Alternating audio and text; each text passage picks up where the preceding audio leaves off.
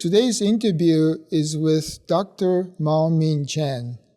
Mao-Min Chen was formerly the president of Headway Technologies, Inc., a subsidiary of TDK Corporation based in Japan. He has been retired since 2014.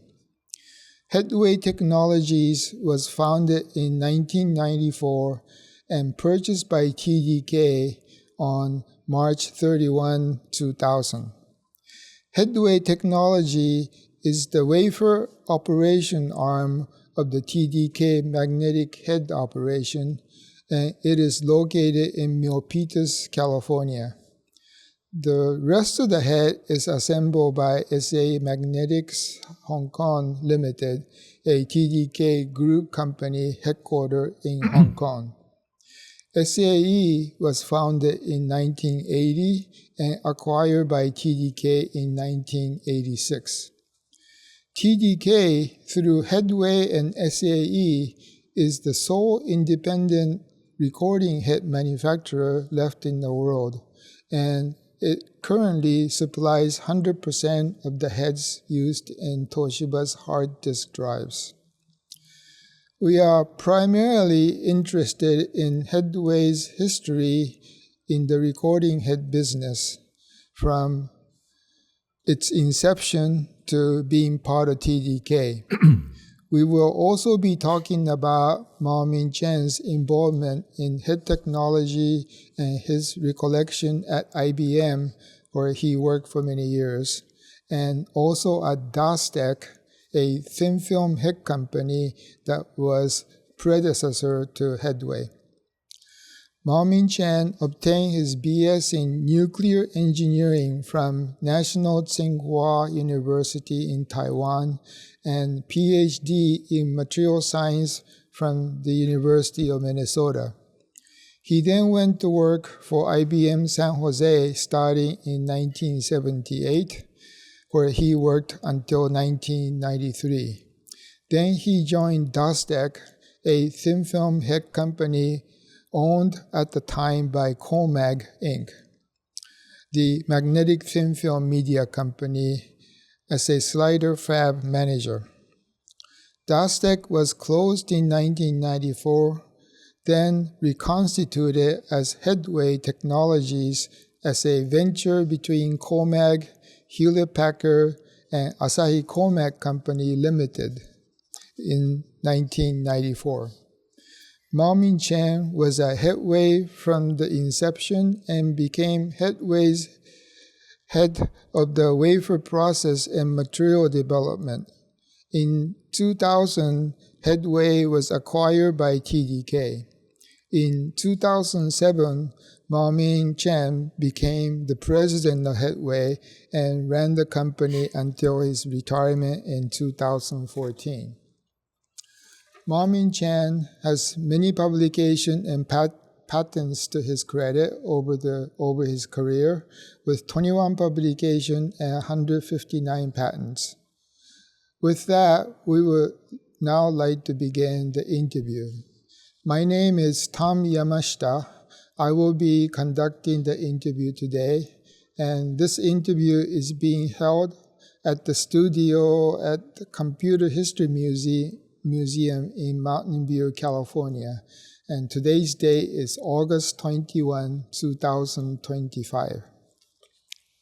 So with that, Mao-Min, please state your name for us again for this oral interview. Okay. Thank you. My name is Mao-Min Chen.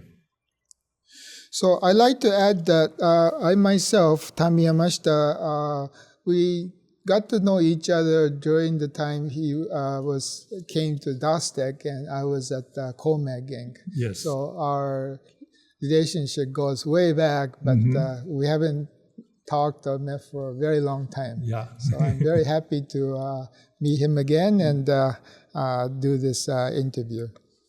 So let's start with your background. So please briefly tell us something about yourself. Where did you grow up? describe some of your undergraduate career at National Tsinghua University in Taiwan, and tell us about the people who had the most significant influence at your college. Mm-hmm. Well, I was born in Taiwan. So from the very early childhood to probably the high school area, I was mostly interested in playing rather than working very hard academically. So my school grade always more like a below average in the class.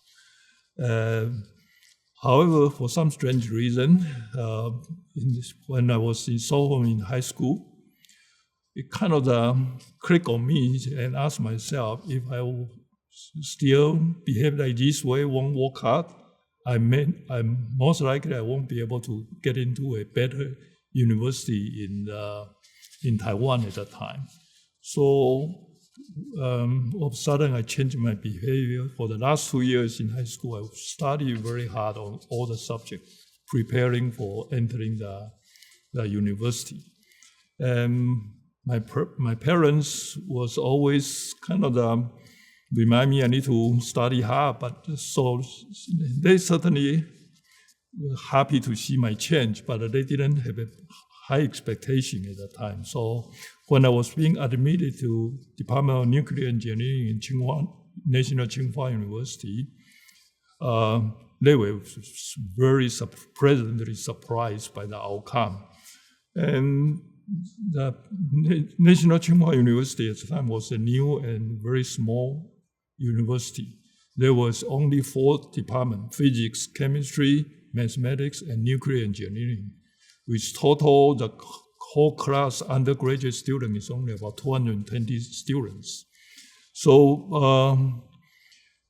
with that kind of environment, and also the faculty member was very reasonably young. Many is U.S. educated, Ph.D. degree to come back to teaching at the university. So that's faculty and student, because we are required to stay in the dormitory, live in the dormitory for 4 years throughout the whole undergraduate life. So we are quite close, and then we have quite a good interaction with many faculties. So the class was we are very close and very nice. So I enjoyed the undergraduate life at the time. Mm-hmm. Was the university mainly engineering and science? At that time when it started was, and I think I don't know how to say that.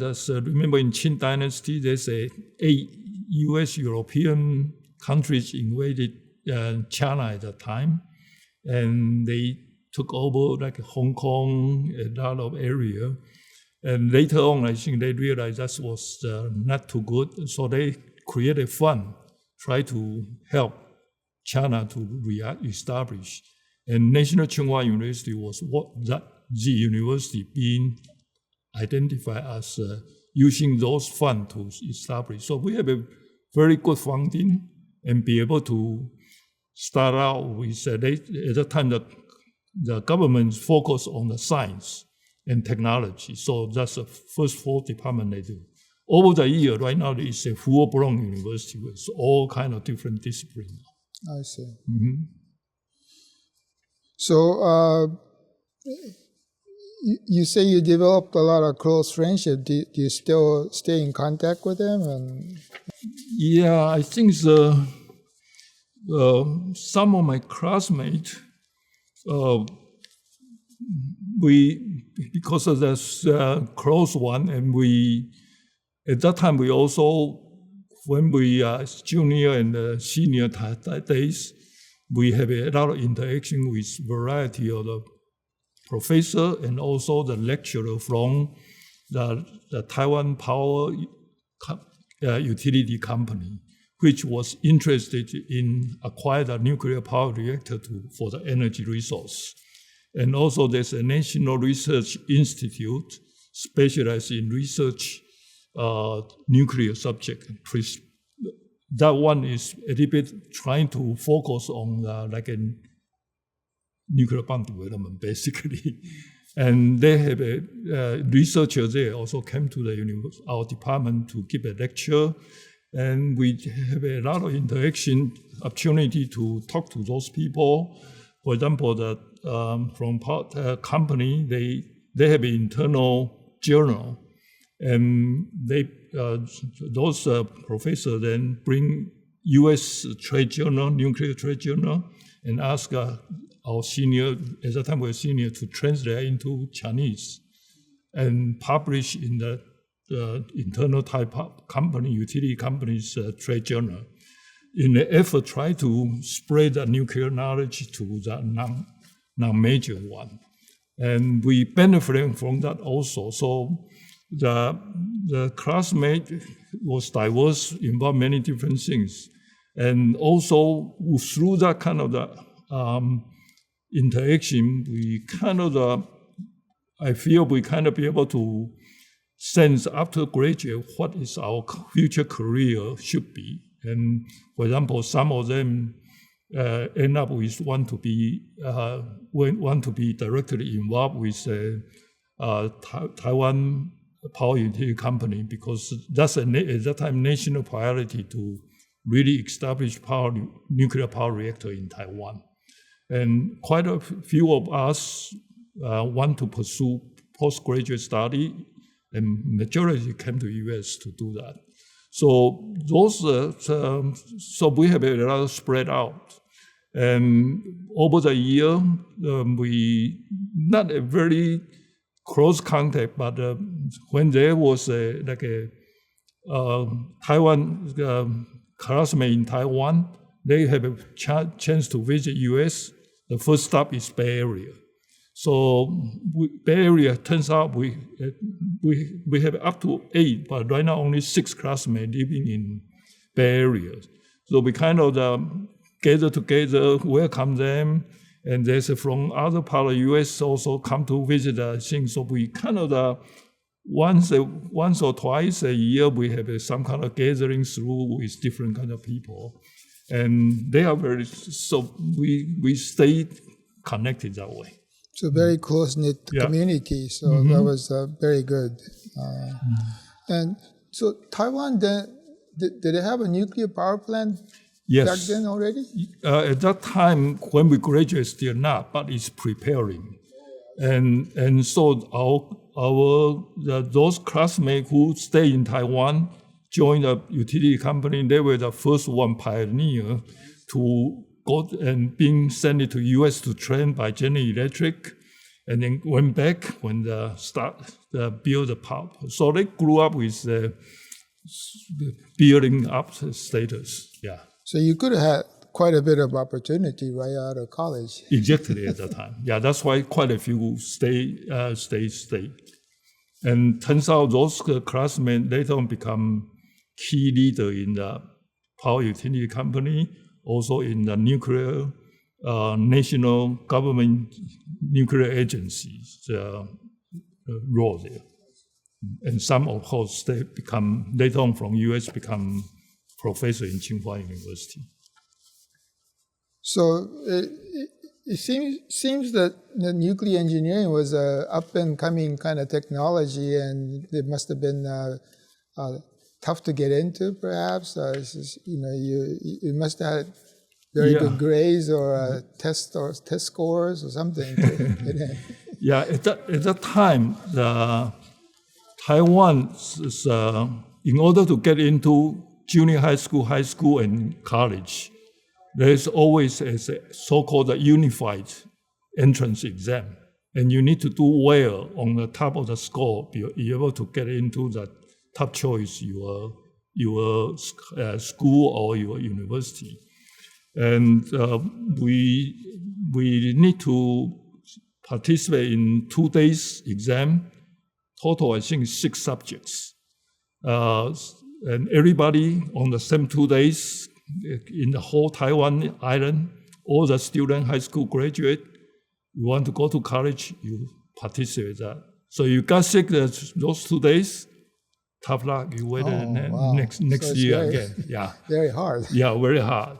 And competition is strong because only few national university was a top one.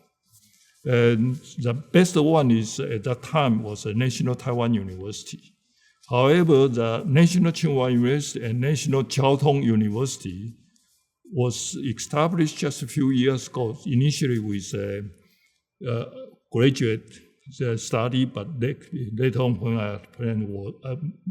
I was in the fourth year of the undergraduate student.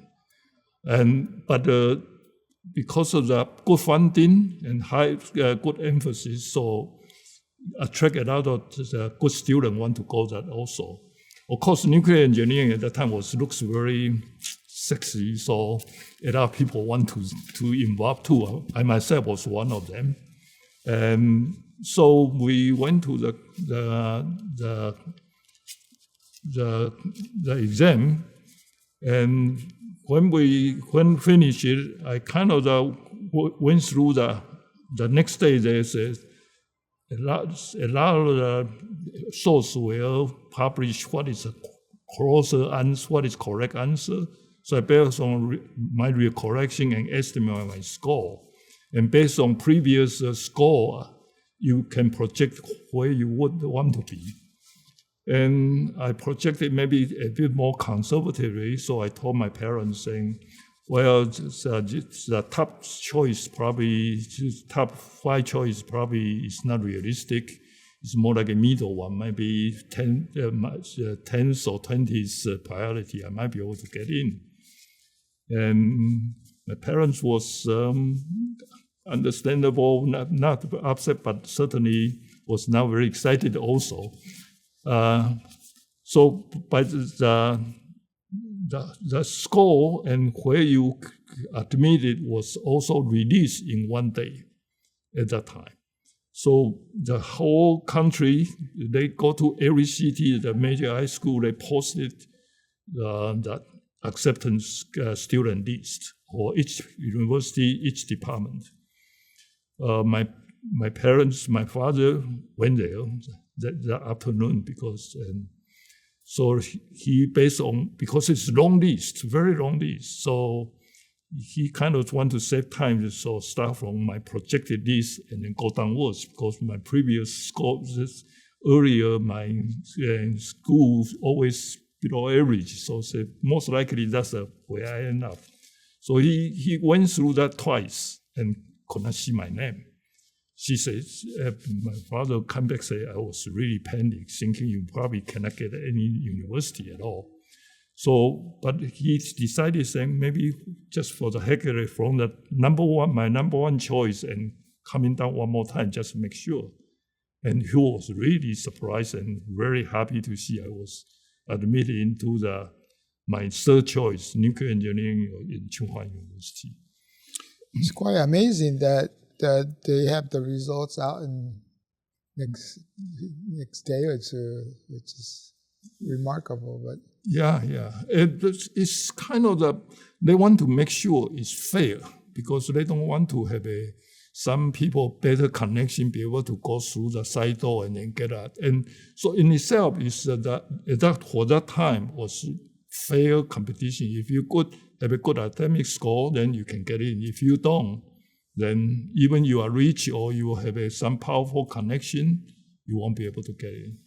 So it must have been very stressful to have your entire life determined in 2 days. So the last year as a senior, actually all the students preparing for the entrance, the parents was pampering them like crazy. I was fed with good food and whatever they say, don't worry, just study, don't.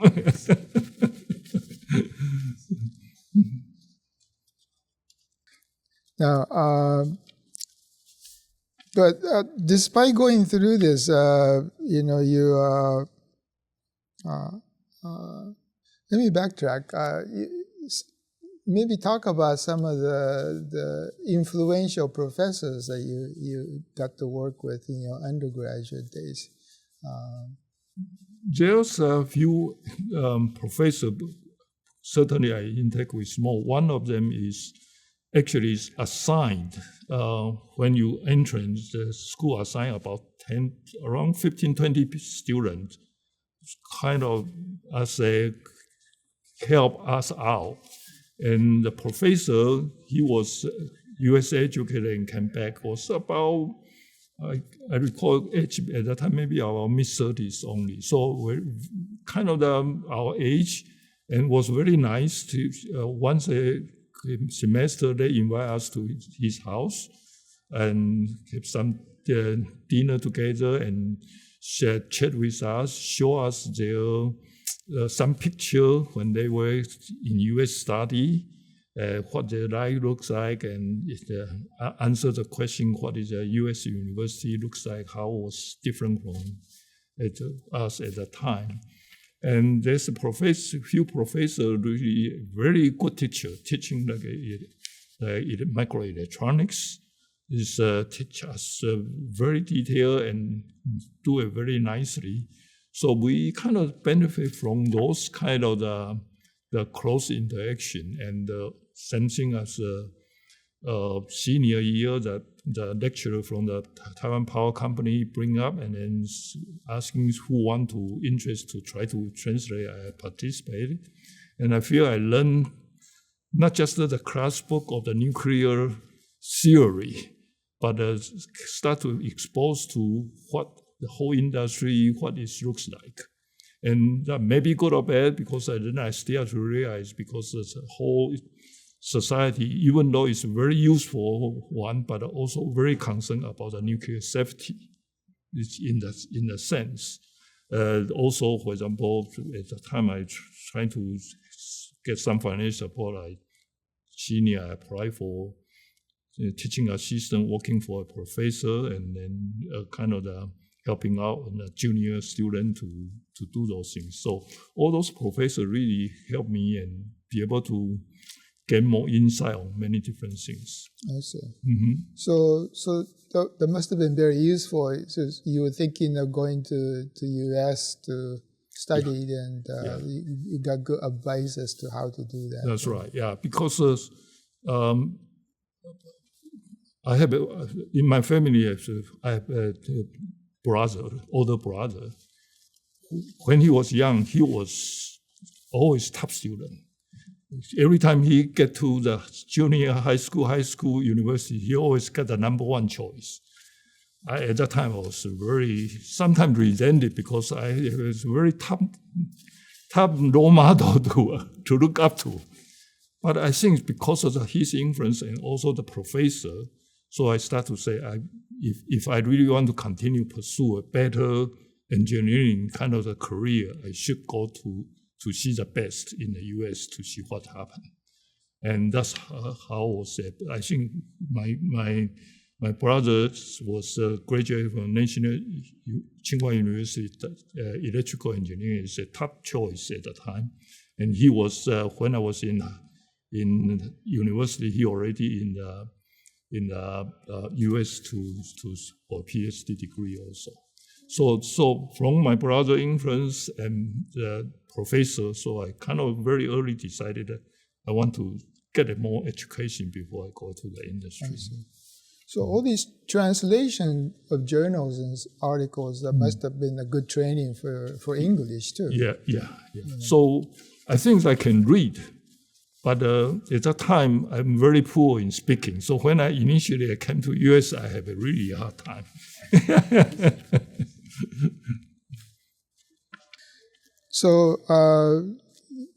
Then you decide to come to the U.S., but so it was University of Minnesota. Can you say a little bit about why that came about? Why University of Minnesota? Okay,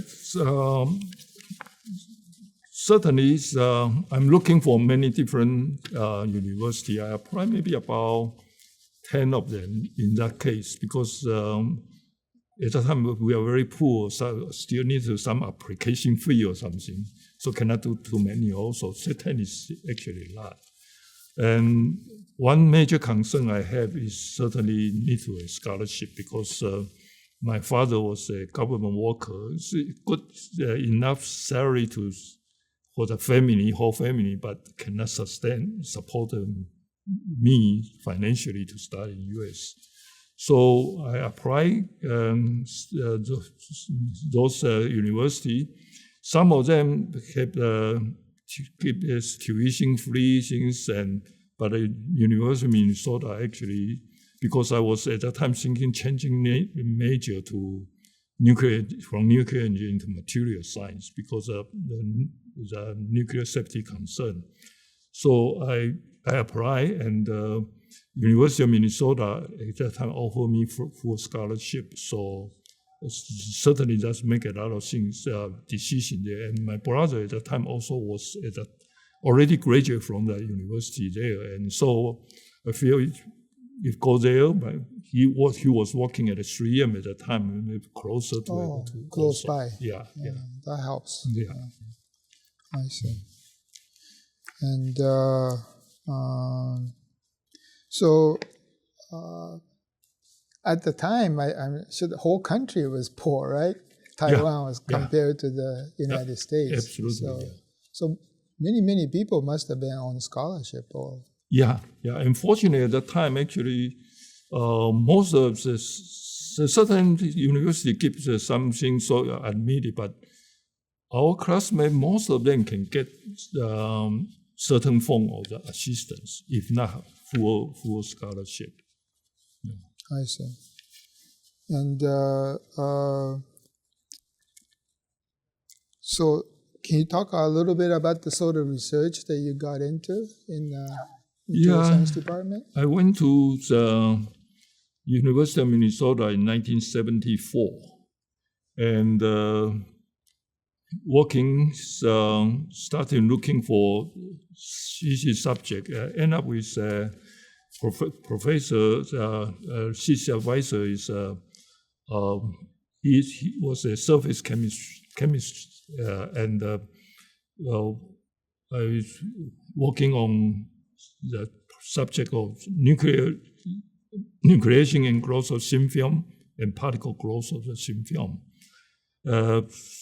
I worked there for 4 years, using the transmission electron microscope high resolution one to study the nuclear growth and particle growth behavior under certain gas environment conditions.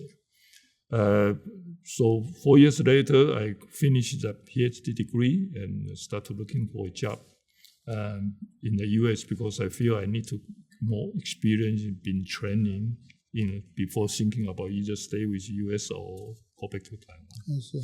And what was the material that you worked on? The material was a choice at the time was palladium alloy.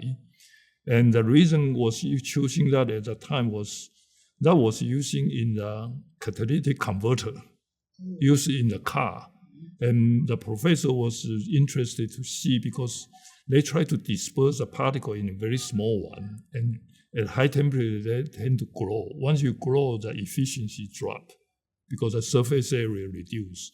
So we try to study the behavior using the electron microscope to see is they kind of the high temperatures evaporate and then redeposit back to the bigger one, or particle itself can actually move, and then coalesce together. Were you doing like in situ microscopy? In situ, yeah. We have a electron microscope which has we converted into that was not done by myself. It's a previous theory. He already working on to get the heating stage inside the sample, so that we can heat it up to about 500 degrees C, and be able to in situ to see under vacuum or under we lightly dose certain gas to see what's going on there. And it was tough because when the high temperature is keep moving, and you are talking about the Armstrong resolution, so we need to stabilize and then try to do those things. Mm-hmm. So, were you able to get good results? There's a certain interest that we can see, but very difficult to explain. We do see both. We do see both possible. Is is we be able to using in situ so that we can see same location over the time.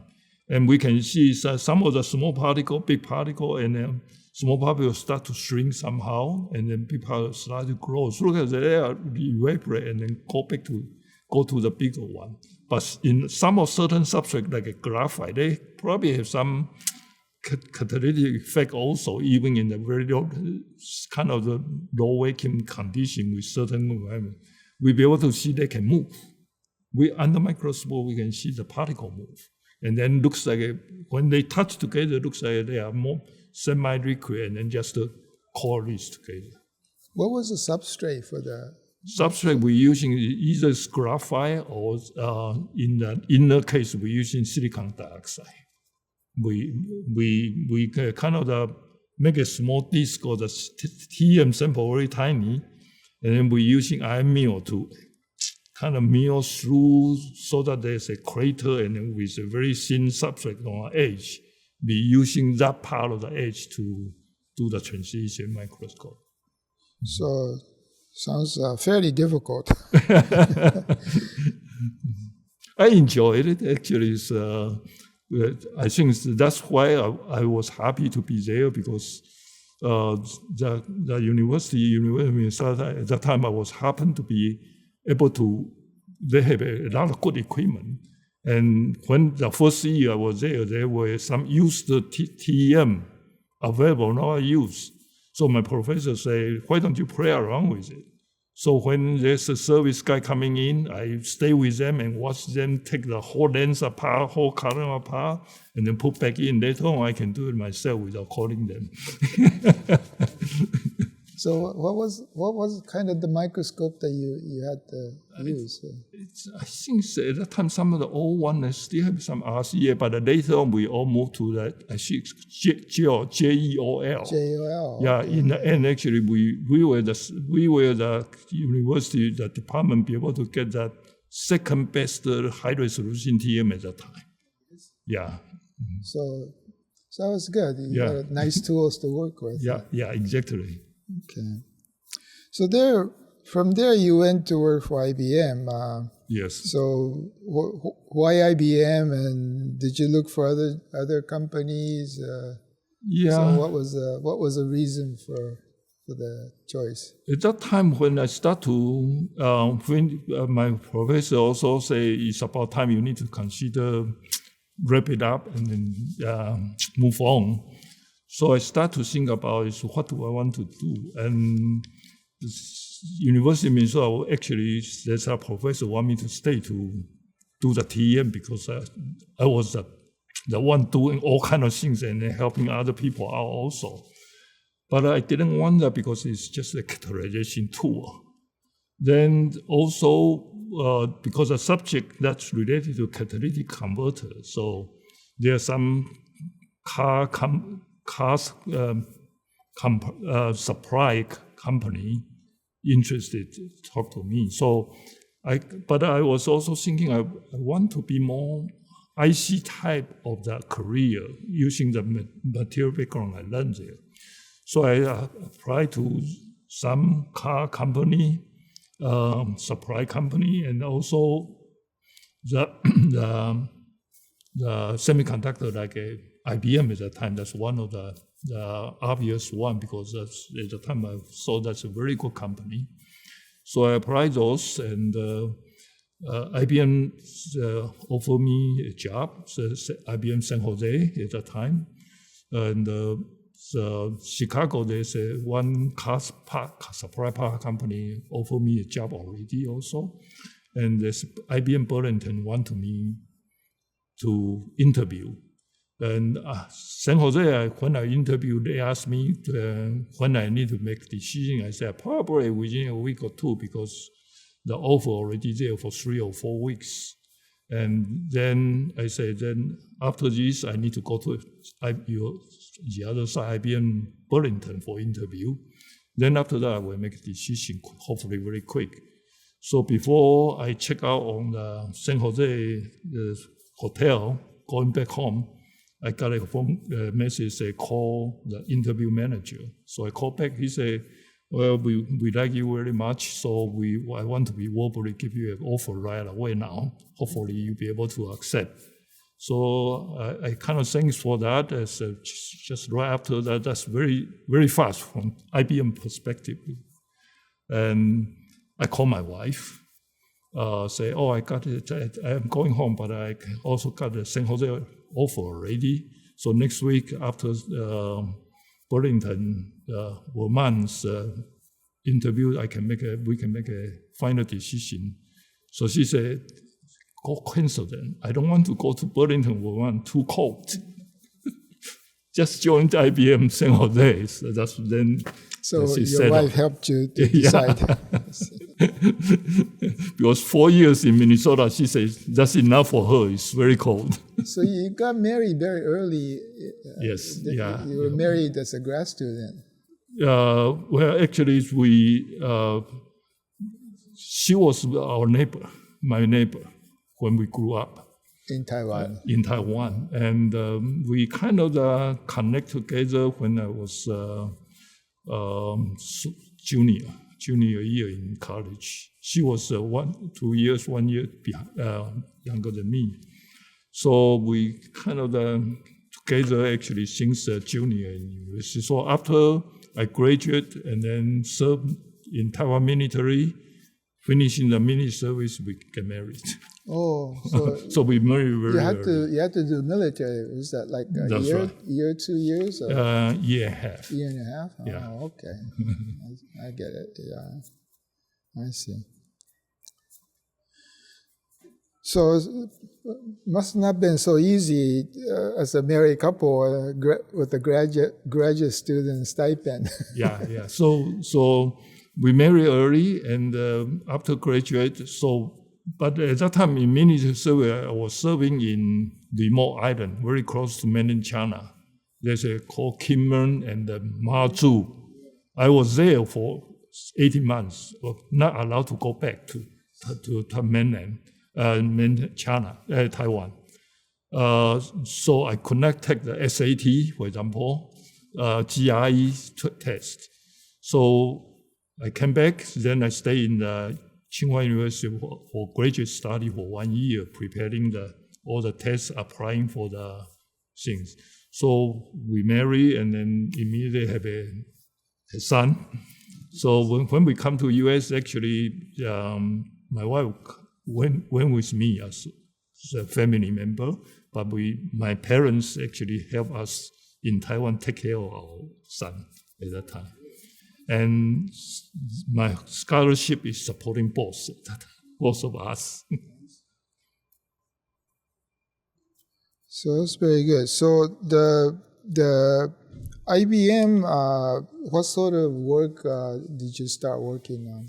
Yeah, I joined IBM in 1978, and in IBM San Jose division. At that time, everybody's industry was very interested in making magnetic bubble device. Bubbles, yes. Yeah, so I joined that development group and was assigned, the first job was assigned to do the ion milling for the conductor lead for the bubble.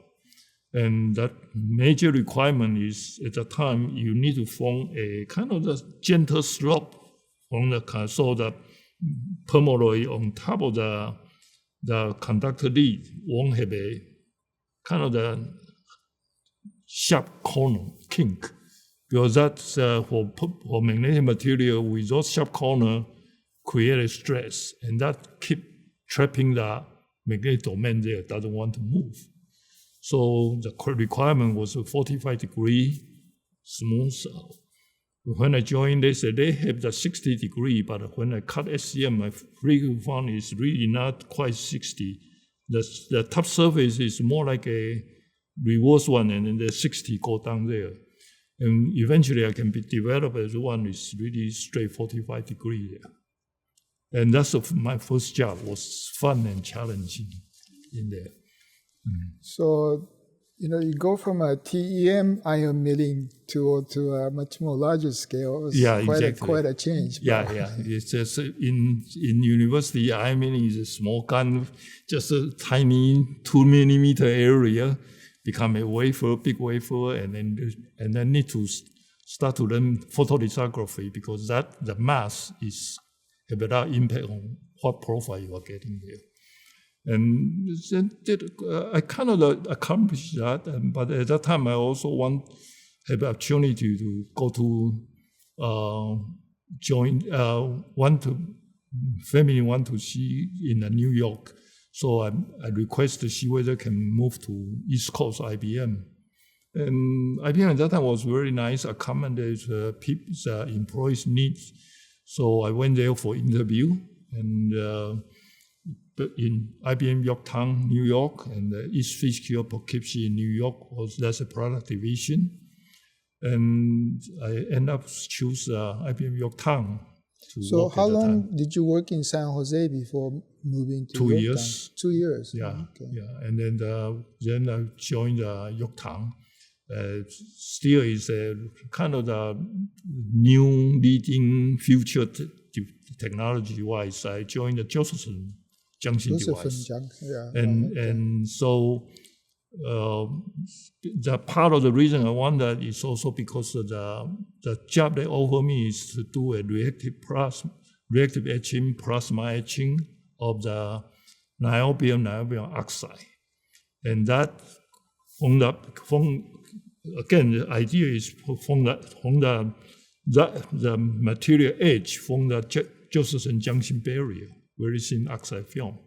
So that requires also quite a smooth edge surface. And I like to learn more about from ion milling to reactive etching, plasma etching type of the IC type of the process. So I choose that to Josephson device. I see. Mm-hmm. So when you applied, they took you because of your ion milling expertise already? So, well, in general, it's probably yes, but I think especially East Fishkill, they want me also because he say I have ion milling experience. But the Yorktown High research is probably more in general, and they say I can choose either this one or they say packaging of the many pins, the 1,000 pins for the IC device. I didn't like that part. I say if I chose the Yorktown High, I want to do a etching part of the things. So quite a bit of change in very short time. First you're in magnetics, and then now you're in Joseph's junction. At that time, actually, for me, it's not so much on the device because my understanding of the device is not very deep. But when I was young, I was trying to build up. I have a better knowledge on the processing technology, so I choose those processing technologies to do. And so I try to learn as much as those things. Then just the bubble device, how does it work? I have a general idea. Josephson, I have a general idea, but it's not a good, like physics is the type of the people there.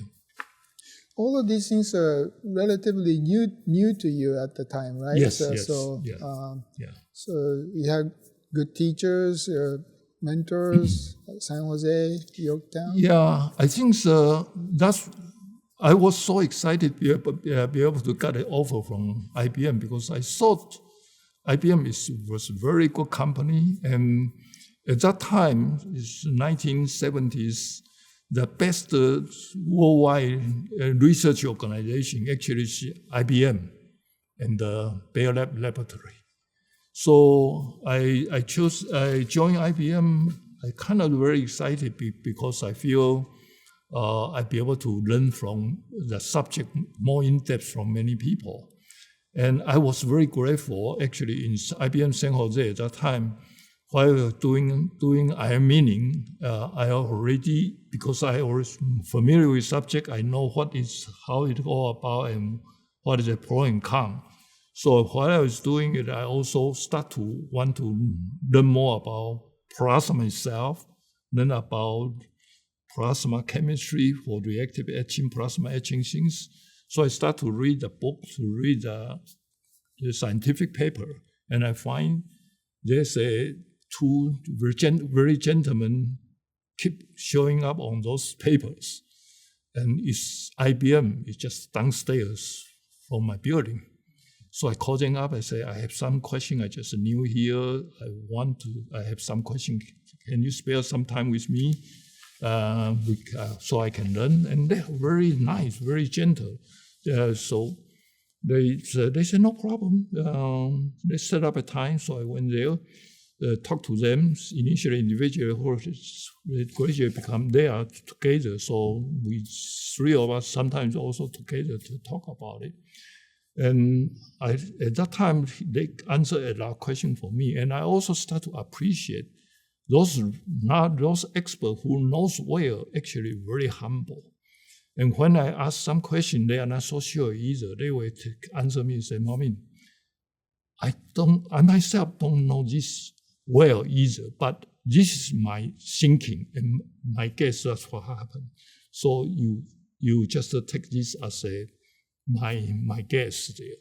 I was in awe. I said, these guys in the conferences and people keep talking about them, and they are so, I guess they know way now they say this may not be correct, but most likely is the case. So I really appreciate, and we went through that and learned quite a bit.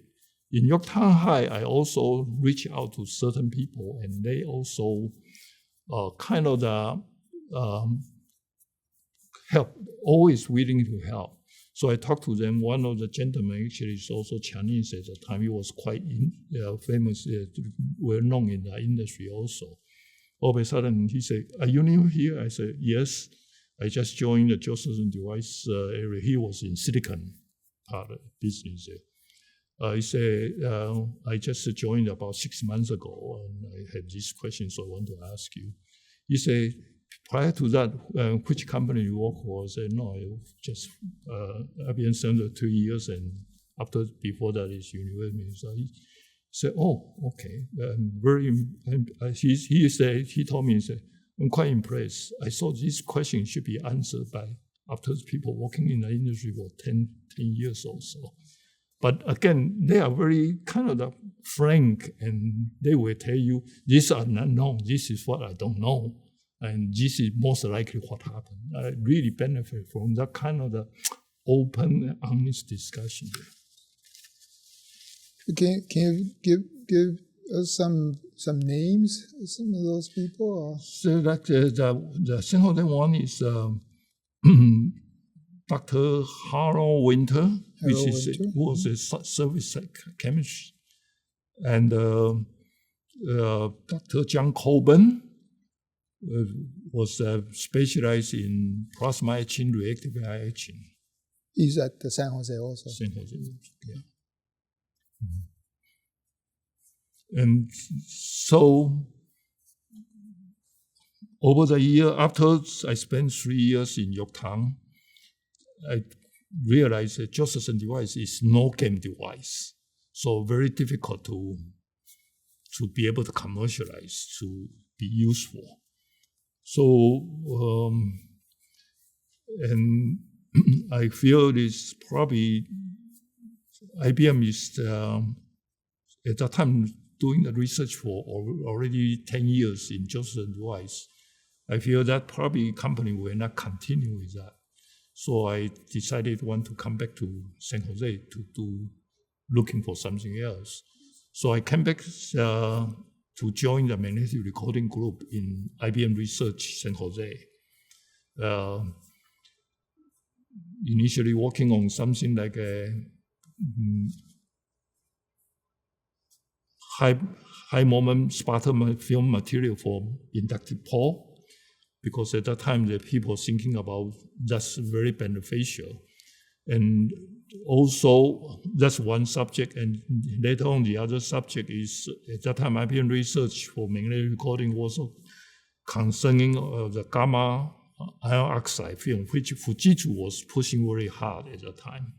And we're trying to see what is good in there, and San Jose has a huge team doing the metal thin film media study already. So I was saying, can evaluate and do we miss anything? So I studied that, but both of the approach, my conclusion was that time was really not very useful. The sputter high moment one is very expensive. Need to do a sputter film. Oh, this is for the heads. Yeah, yes. Mirrored. And then gamma oxide itself is kind of the squareness is not that good. So transition is not that sharp. Of course, originally it was low noise than metal because the metal film was not well developed yet. But while I was doing it, there's a colleague from media side, it's Dr. Tadashi Yogi. He was doing the media, metal media film. So we start to compare note, chat it together. And he said, we start to figure out how to decouple the grain. And then the more noise will go down. Once we realize we can do, my conclusion is that gamma oxide media was really not useful, cannot be future. So I kind of dropped those things later on to start working on the AMR dual inductive head. So this time period wise, this is around somewhere around 1983 to 1986, something like that. Yeah. And so Fujitsu already was commercialized the gamma sputter gamma oxide, right? Right. But only very short while. Once the metal media coming up, it's all changed. Yeah. Mm-hmm. And so back then IBM was still making the 3380 drives, and it's all oxide that's still. But that oxide is by coated. It's not a thin film media. Right. Yeah. So the metal media, the work that you were doing, was still pretty much research and development. At that time, I'm not involved in the metal media because there's a team already. But IBM research itself has a question: why Fujitsu is keep pushing this? So I say, okay, I will get a study, and then within certain time period, I will try to draw a conclusion. And in the end, I said that we can just drop it. Don't worry about it. So this it's a sputter gamma iron oxide, right? Yeah. So how was that done? Is it reactive sputtering? Yeah, reactive sputtering, and then after that we need to heat it up and near it in a high temperature for some time. Yeah, to stabilize to the gamma phase. Oh, I see. Yeah. So you need like a glass substrate. Yeah, and that's where I think that extra part of the process complexity is about. So simple media, once they find reducing the noise dramatically, then I think the game is over. Everybody go there. So somewhere along that time, you worked on the heads as well? Yeah, so initially I work on the sputter film or those things, because there's a lot of outside head people saying that's the best way to go. And again, I feel that's too expensive process because we are talking about 2-3 micron thick, and then you are sputter, and then you need to etch back. It really is a messy process. So finally, we feel I think we need to do just IBM at that time that by electroplating way, and at that time IBM also had a team working on the AMR film already, and almost be able to get into product stage already. So they struggle a lot trying to productize, but the research part already kind of work out the noise behavior by Chin-Sen's pattern on the pattern exchange to stabilize and read ahead. So it worked. And so after all this, then I come back to say I will work on the dual element type of AMR head, inductive head, and then go from there. Mm-hmm. So you had interaction with people like Chin Sang and Yeah. So I think start 1986, I start to work on this. The first things I try to is to reach out to those people. So again, that's an awesome part of IBM is I need to, because of this device, I need to, not the early years or the bubble Joseph, I didn't spend that much time trying to understand magnetic part of the things. This time I feel I need to, so I start to look at immediately upstairs there's Dr. Chin Sen, Dr. Ko Chen-Ju, and at that time Dr. Paul Keng just joined IBM, also was there working. So I went there and talked to them and tried to learn. Dr. Chin Sen actually spent a lot of time with me also, Ko Chen also. And every time I have a question, I just went there to barge into Dr. Chin Sen's office and say, hey, this is my question.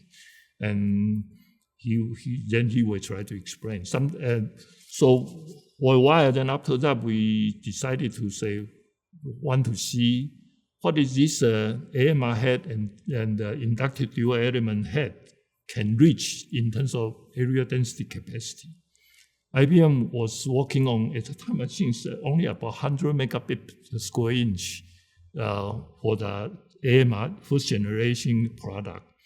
And research division at the time, they say already somebody say short data can reach about 500 megabit per square inch. So we decided to say push it further to see whether we can do 1 gigabit or beyond. So we start to form this effort with Dr. Chin Sen, Dr. Ko Chen-Ju, myself for the head, and then Dr. Tadashi Yogi for the Symphony Media as a combo to demonstrate. We be able to demonstrate in 1989 in the published, announced outside and published in year 2000 in IEEE, saying this kind of device can capable to do 1 gigabit per square inch or beyond. From that, at that time, the product area density is about 100 megabit per square inch. So it's about 10-fold, minimum 10-fold. I remember that paper was huge. Yeah. It was became very famous. And at that time caught a lot of people's attention, and certainly that's where I think I learned from those people, because sometimes Chin was saying we need to do this, and from process perspective, it's very difficult or very awkward. So I came back to say, because of this, I don't think that's the best way. So we can back and forth to decide what. So give me a kind of chance to try to start to have a design process or iteration concept on a small team scale, and then try to push those prototype devices through there. And I learned tremendously from those three gentlemen at that time. So from there, let's move on to joining Dastek. so that was a huge change. How did that come about? Yeah, initially I never thought I would leave IBM, because I was working IBM very happily. Although IBM at that time actually financially was in trouble. They are not making money, and so if you recall, at the time, originally the CEO always promoted from within, and because the board decided to hire a ex-CEO from a cookie company, Dr. I think Gerson. Yeah, and he actually revived IBM at the time after joining it 2 years. So at that time, the financially was not doing well, but the storage team was still moving ahead. I was at that time, 1992, 93.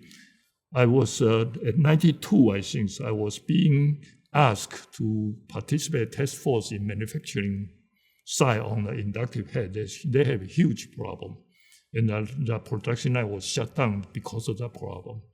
So they say they have a test. One task force asked me to participate to give them some opinion. So when I was there, I think about 2 hours meeting. Somebody presented the issues. I asked a lot of questions, and of course didn't provide a lot of solution, but just one try to understand what is your problem. So after 1 week, my manager came back saying, "How was your task force?" I said, "Oh, it's fine. I asked a question and provide some feedback, but not a whole lot. I hope they can come up with something to solve it." So he was laughing. He said, "Well, actually, because of your question, they want you to see whether you can temporarily assign there to help out because the line is shut down and they cannot afford to keep shutting down. So asked me to see whether to go there to quickly resolve it." So I said, "Well, maybe new. I never been in manufacturing." So I said, "Okay, I'm glad to accept this assignment." So I went there and worked very hard day and night for a couple of weeks and get them to restart it and then watch it and be able to run and then gradually move back the situation. So with that, then I learned some of the things in what the manufacturing mentality versus development research. Because every day, in the end of the day, I will go to that responsible manager, which is kind of technically I report to her at that time, and say, "Oh, this is what I see today," and then that's a status. And she was asking me, "What do you do? Then what is your decision?" I said, "I don't know yet. Maybe wait tomorrow to decide it, or maybe the day after." She looked at me and said, "Mao-Min, you cannot do that." I said, "Why not?" He said, "This is manufacturing. We need it now. We need yesterday, not tomorrow." So I got a message. "Oh, I got you. Okay, today before I go home, midnight, I will make a decision, give an instruction to this is what to do." So I learned this time is so important in the manufacturing mentality there.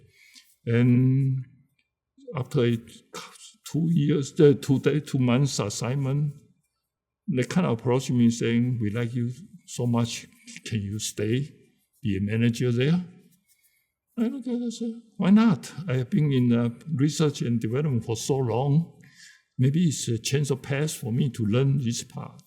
So I started to take over the last year in IBM, take over the manufacturing department and work with them. And it was fun, but it was tough. Sometimes a problem coming out, I stayed there, go home probably 2 a.m., 3 a.m., working with the engineer to solve the problem. Yeah, but it's a good training for me. And sometimes we have some lithography issue. I recall we was told there's an issue before the Thanksgiving holiday. So we scrambled to get the engineer back and then walk through that Thanksgiving holiday nonstop and then solve the problem and move it. So in the end, actually, the inductive line is running much better. So this is already AMR heads? Or at the time, it was AMR head has a line, and then I was not involved in the AMR head at the time. I was inductive head. Mm-hmm. But toward the end of the last 6 months there, because I was able to get that part of the department start to strengthen up and do a much better job, then they start to ask me to involve in the AMR head process issue. So I was quite familiar with AMR head during the research part of things there. So kind of can be able to jump in to help out and work with them to solve the problem too. Yeah. So overall, I thought IBM was a fun place for me, and I'm really grateful I be able to first job in IBM because I got educated, I learned things I never seen before. So obviously Dastek and Tujen really wanted you because of that experience. already. Is yeah. that fair? Yeah, I think that the reason is because actually I didn't know Dr. Tu Chen before. I was aware of there's a gentleman who was founder of the Komag and chairman of the Komag Corporation, and turns out he's my alumni in University of Minnesota. We graduate from the same department. So the main reason he was interested is because Dr. Ko Chen, he quit IBM, joined Dastek in 1992. And so did that surprise you when he left? I surprised, but I think he was not quite happy at that time in IBM for some other reason. So, and then I think Tu Chen know him very well, so kept prodding him, and so 1992, he decided to jump. And I think after he joined, Ko Chen at that time, even he quit IBM, we still have a very close interaction. We actually frequently have a weekend bike trip in the morning together with both our wife together to have biking trip. I think I knew he wanted me to join the Dastek. I think he talked to Tu Chen also. And I was happy working at IBM at the time, especially manufacturing. It's very busy, but I feel very nice. I'd be able to get those technicians and the engineer excited and then solve one problem after the other, even though IBM was not doing financially very good. So I kept telling Ko Chen saying, no, I'm not interested. I will stay with IBM. But finally, I think to probably kind of fed up in waiting, he threw Ko Chen say, can Tu Chen stop by your house over this weekend and have some chat? And I said, initially I said, well, what a point. But my wife said, well, why don't you just talk to us, see what happened? So I said, okay, this is nothing to lose, right? So Sunday morning he came, and then we start, and too. Well, once he talk, it's nonstop. He will tell you all what he want to do, or what he want to say. And through that discussion, and sometimes asking some question, and we just have a very intense discussion together, I kind of give me a very strong contract saying, a small company outside, which he was a founder and chairman, stay so technically involved, and seems to me is every day thinking of this. Compared to IBM, top management looks like they kind of very nicely, but doesn't say too much of things. So kind of give me an impression saying, wow, this gentleman is really enthusiastic, have that idea, and have that energy, want to just push everything through. So kind of saying, maybe I should just go out and see what outside world looks like. And I didn't tell Tu when he left after two or 3 hours discussion, but after he left, I told my wife, I said, I think I will join Dastek. Even though at that time I didn't know Dastek company at all. I only know Tu was Komag chairman, and through his prod, they bought Dastek as a head company, and Ko Chen joined them a year ago. That's all I know on Dastek. But the whole change in my mind is at that time to join the Dastek is because of Tu. Because of Tu Chen. Yeah. I see. So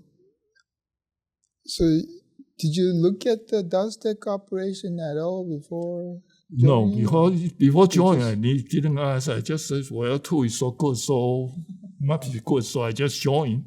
So when I joined, the first thing is that he said, go to Peter's doing some slider development because part of the reason assigned me to do a slider because we are afraid of IBM to sue because they don't want me to do working on the AMR head period.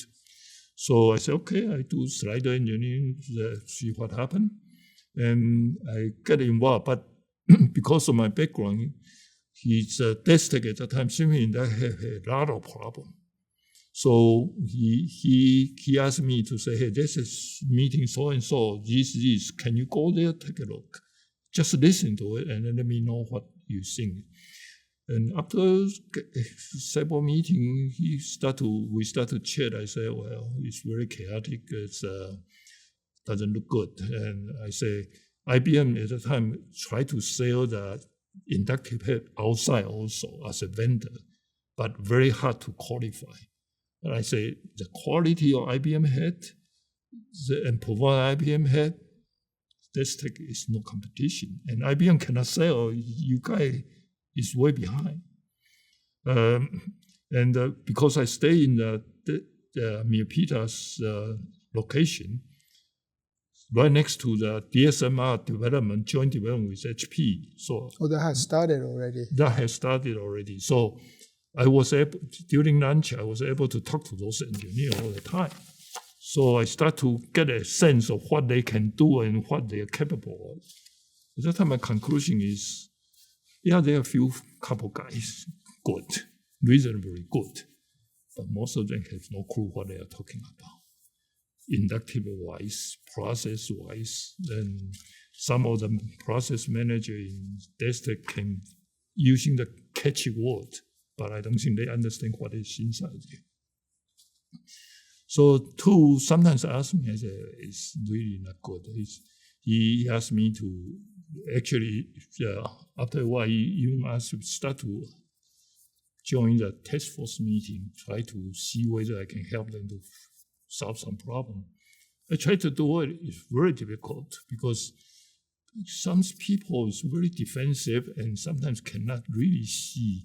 And because you are not so disciplined and the talent is not so good, the methodology is not that good, very chaotic. So Lucas doing something sometimes very shaky. Occasionally they will make some problem and then come up with some answer and tell the two. And sometimes I was too blunt, too honest. Then two call me and say, hey, they say this such and such. They have a check with control out of control, way out of control. Scrap many wafer. And they bring on the clean room humidity control out of control. And that probably is one reason, but they are talking about saying they figure out with 1% of humidity change, relative humidity change, they will impact how much track width. I say, this is bull. Nobody knows. We need to control, but there's a lot of other influence.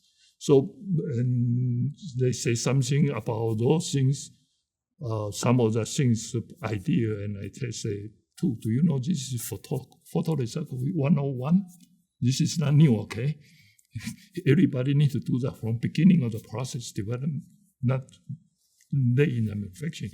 So those are the things I feel, I say, is you have a lot of problem on this company. So when they decided to can it 6 months after I joined, I was not surprised. Actually, I feel that's the right decision. It was very difficult to fix it from top to bottom. So, but yet I would have thought they would have been a shock, just joined just recently, right? And then the company gets shuttered. So, but you saw opportunity keep going with the Headway? Yeah, at the time, for some reason, I'm not so concerned about shutting down, actually.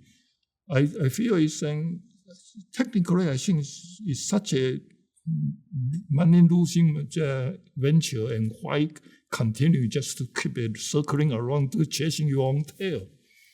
And maybe part of the reason I know I can find a job anywhere I want at that time. I really don't worry about that. IBM is through some people keep saying, "Do I want to come back? Please come back." They probably heard that Dastek is not doing well also, right? So I was not so much concerned about that. And when the shutdown announced, too, was saying, "Hey, this Mipitas already has working with HP on DSMR. Why don't you take a look? And maybe, if possible, I'd like to we create a small company and then get some funding and then work on the DSMR." So I said, "Okay, I will think about it and take a look." And because of that, I was close to them for the 6 months during lunch. All those engineers, we sit together, talk. I was able to know who knows MRI, who doesn't know.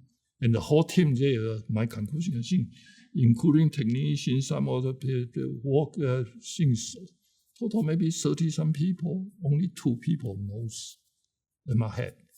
And one is a new graduate, is a modeling guy from Ph.D. from Minnesota also. He can talk intelligently, but he's still very young. But he's a good guy. Now there's another guy, is Dr. Chen Xi-Han, who I kind of learned the first things I know. Hey, there's a very good guy here wandering around. What's going on? How come this guy there just kind of doing on his own? But he knows inductive head. He knows head very nice. He came from IBM, C.C. Han? C.C. Han, no. He graduated in East Coast, I think, RPI or something. And then the first job is AMC, Applied Magnetic Corporation in South California, LA area. Goleta. Yeah, and then after he worked there, I think 2 or 3 years before joining the Komag. But I think that was a good hire. But then later on, for those 6 months, I keep talking to him and get some sense of what is the DSMR status on the part. So when you want to do that, the first thing is I say, CC, please stay, that we work together to build start from, because we want to have a process material team together.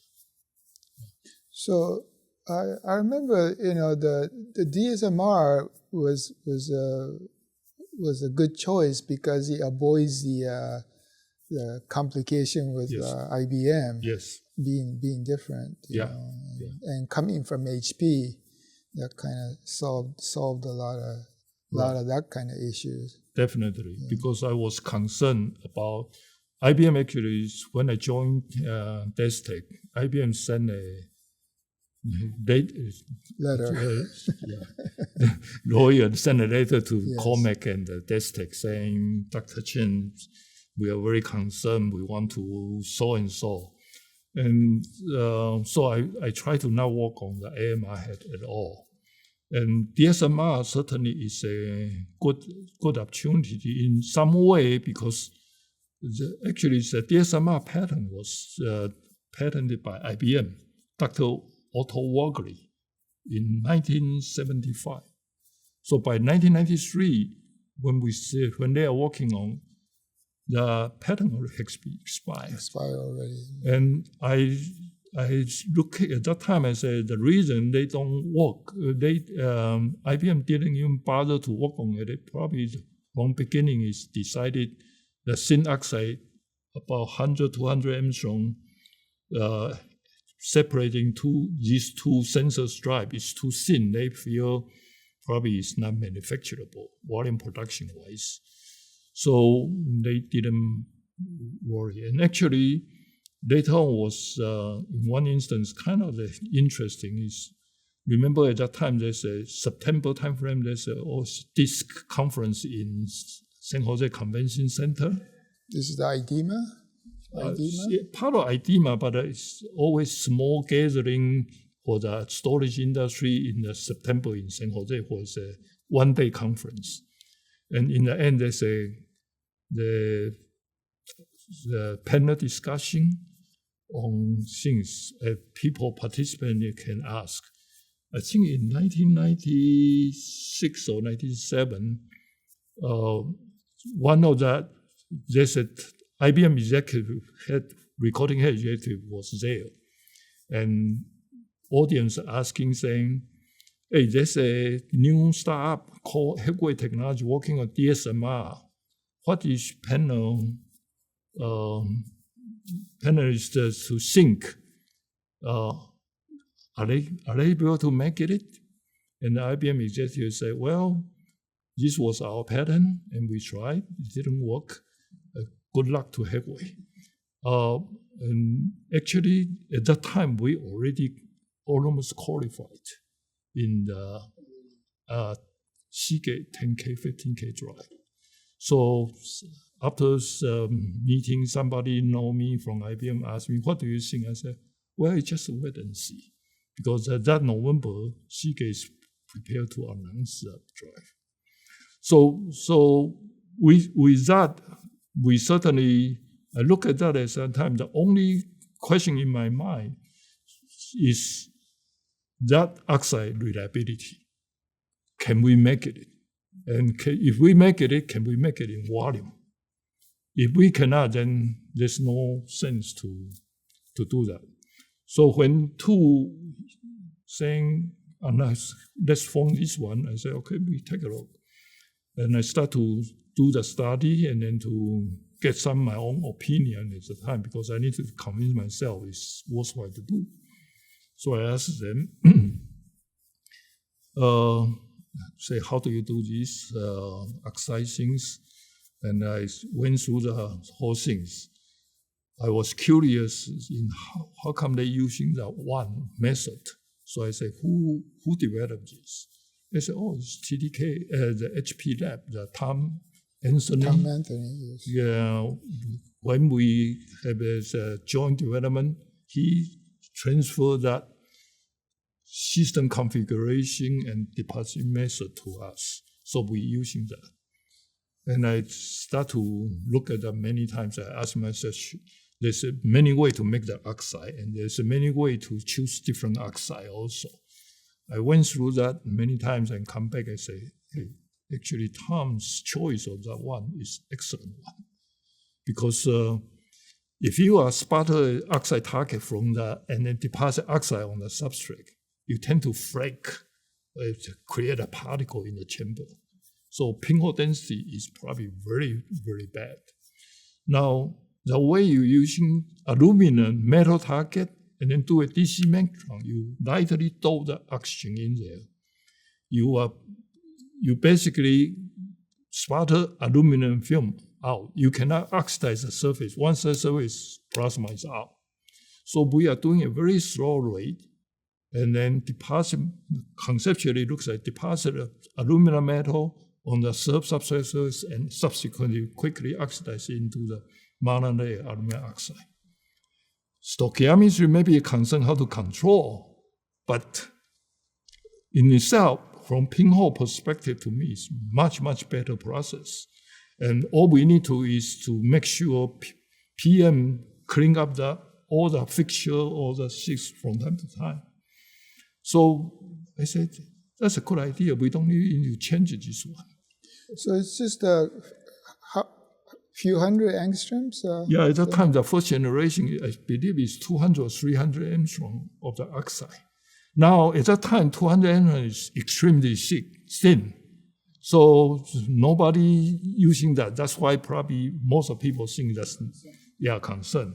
So I think at that time, I also know if we want to go out to tell the people, the first thing all the dry company will say, what do you do? Show me you can do this. So I said, after I started, I said, these are things that we don't need to change. We just need to put to ourselves, generate data, say it's good. So we did a lot of things using a different test structure in the film basis to measure the breakdown, to measure the things. And turns out these two stripe actually, because it's connecting one end. So breakdown voltage is really not matter. It's pinhole is probably. But the area is so small, and the way we make, I think, is probably the best in itself to avoid the pinhole. So we generate the data and then to do all kind of testing to show ourselves, and then later on we show the customer, say, there's no issue. You can see, and then you can see that our signal, if you work on this, then we'll be able to gain about, with the same data about MR film, we gain about 15 to 20% higher signal output. So we show a very nice distribution of the signal output. On that, if you have the pinhole or something short, you will have a broad distribution. We don't. So when HP, Tom Anthony delivered, was it a test structure or was it a working head already? Actually, they cannot afford to make the head facility. They didn't have one. Yeah, they cannot wrap the two slider, right? So and then it's too long. So I was told at the time Tom Anthony be able to do some test structure, maybe up to 10 layers of the process and make it to test magnetically on the test structure level. And indeed, showing the higher output and reasonable magnetic behavior under the test structure condition. Because once you lap into ABS, the stress distribution changes.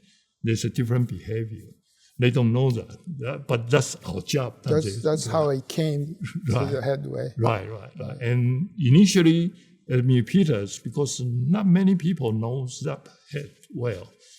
Aside from that young, the Minnesota student and then C.C. Han, the rest of the company knows head well. MR Headway is called Chen Ju and myself. So that's why when we started, those are the people we get together. Mm-hmm. So the Headway constituted as a joint venture between HP and Asahi-Komag and Komag, yeah. What were the involvement of each of these entities? What did HP contribute aside from technology? Yeah.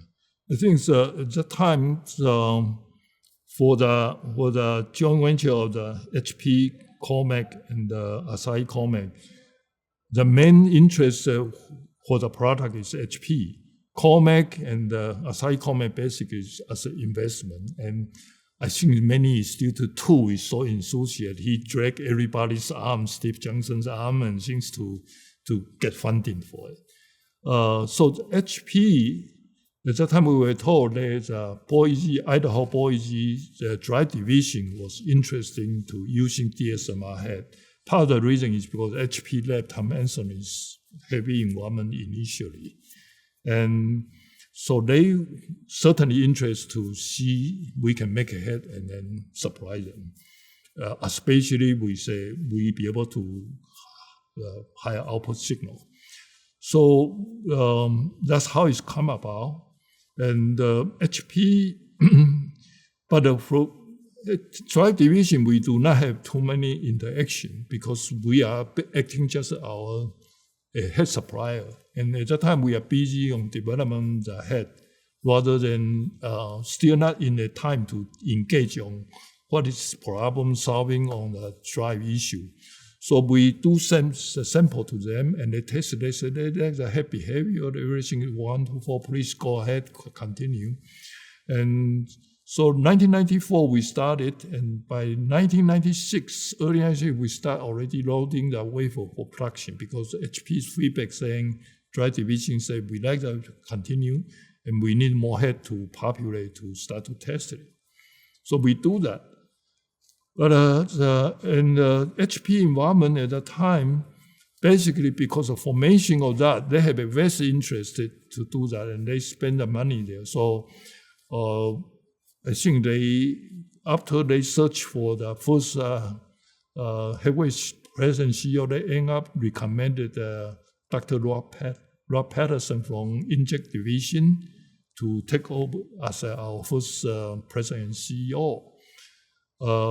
Then Drive Division has a two manager acting as a Headway board member to oversee. So do you remember their names? I cannot remember those two gentlemen, but they are very active at the time because we in the monthly board meeting, we present the status. They do ask a lot of questions, and they certainly very happy to see the progress at the time.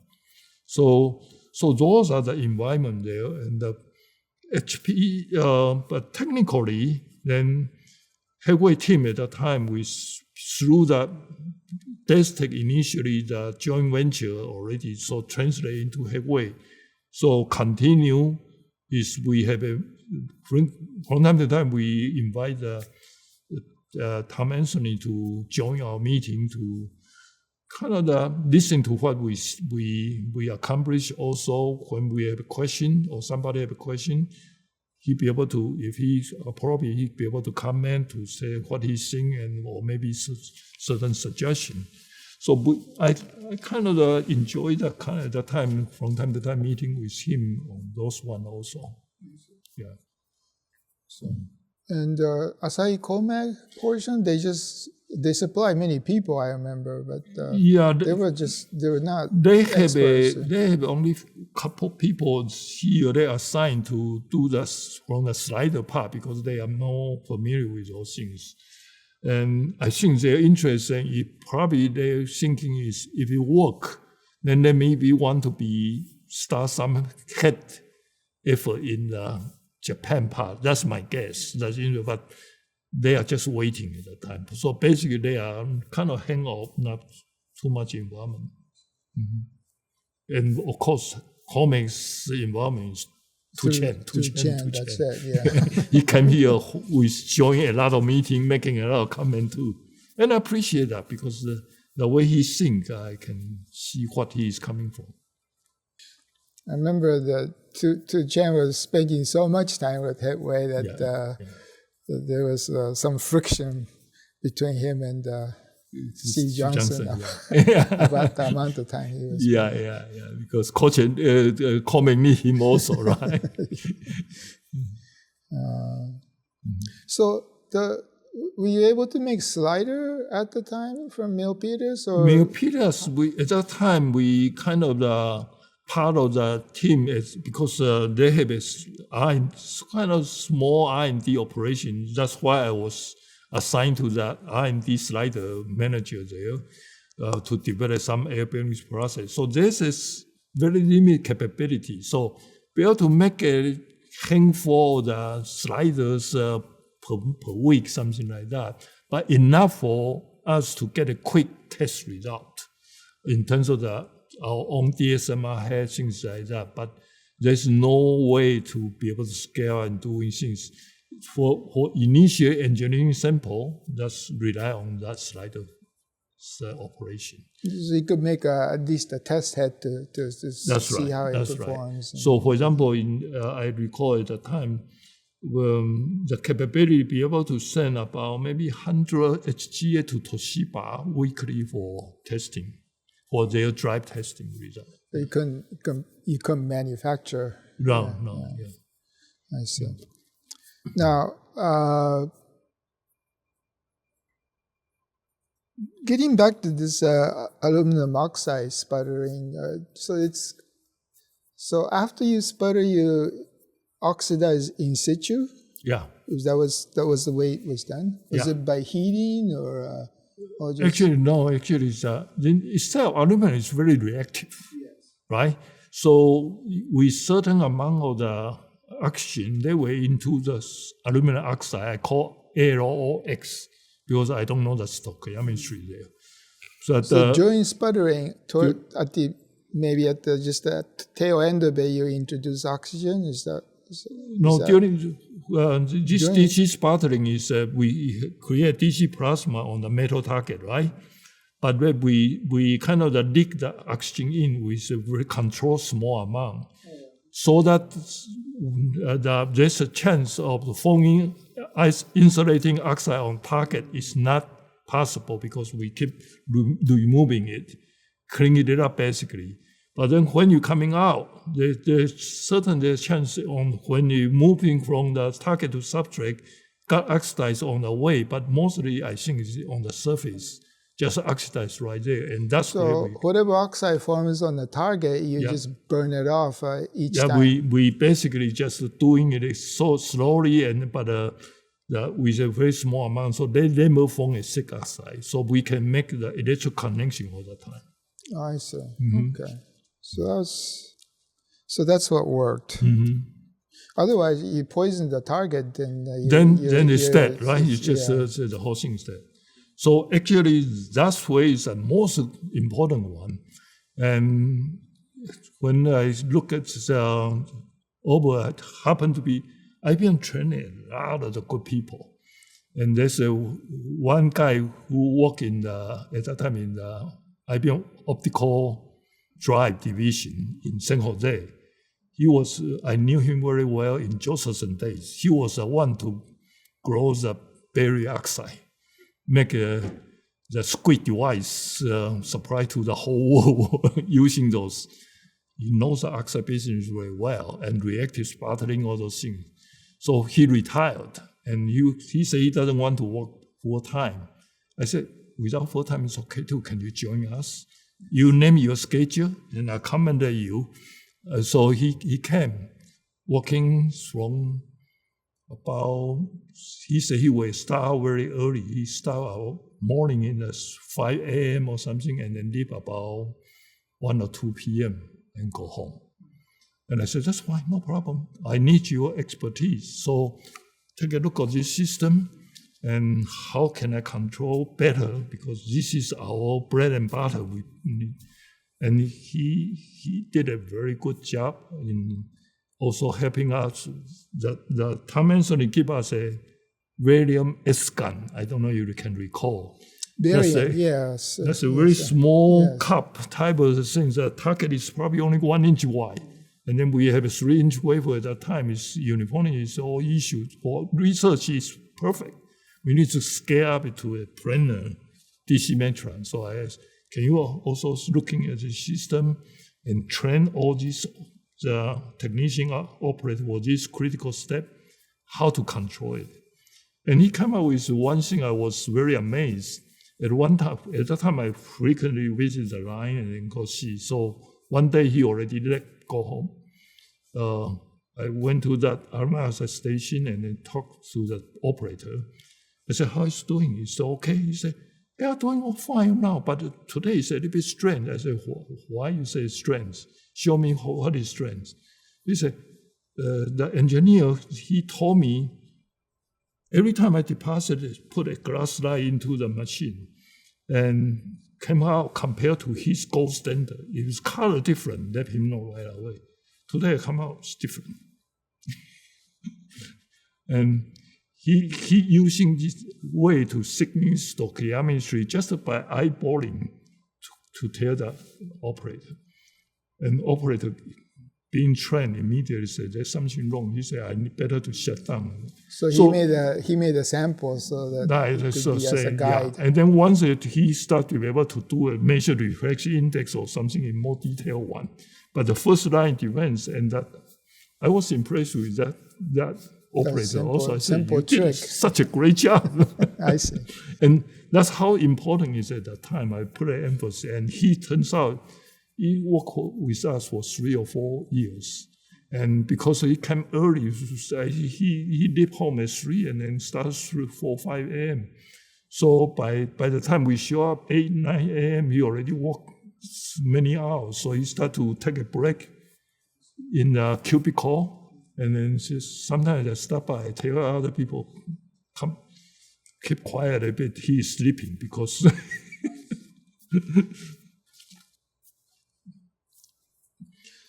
So moving forward now, HP Boise gets into difficulties and their business tanks, and I think it's around that time they got into what was it, this micro drive, and there was a failure, and the whole business started to tank. Right. And so. When did the CA come into the picture as a potential customer? Seagate actually came quite early, and I think part of probably is, I think that I recall is TU is behind it too, because he feel DSMR needs some big player to pick up. HP certainly has a name, but in terms of the drive division, they are not that strong. But Seagate at the time is big player. So he kind of talked to Seagate, the key guy, and said, we have this nice DSMR. And Seagate at that time, because of they hired a IBM Peter Barneyhart, and they got sued by them for many years. So all Pakistan cannot do a lot of the meaningful development for AMR head. So their AMR head actually behind. So the tool, I think, is approaching the DSMR is a kind of good alternative for you guys. And he kind of, I thought that's a brilliant move from by two is saying, let's form a joint development agreement.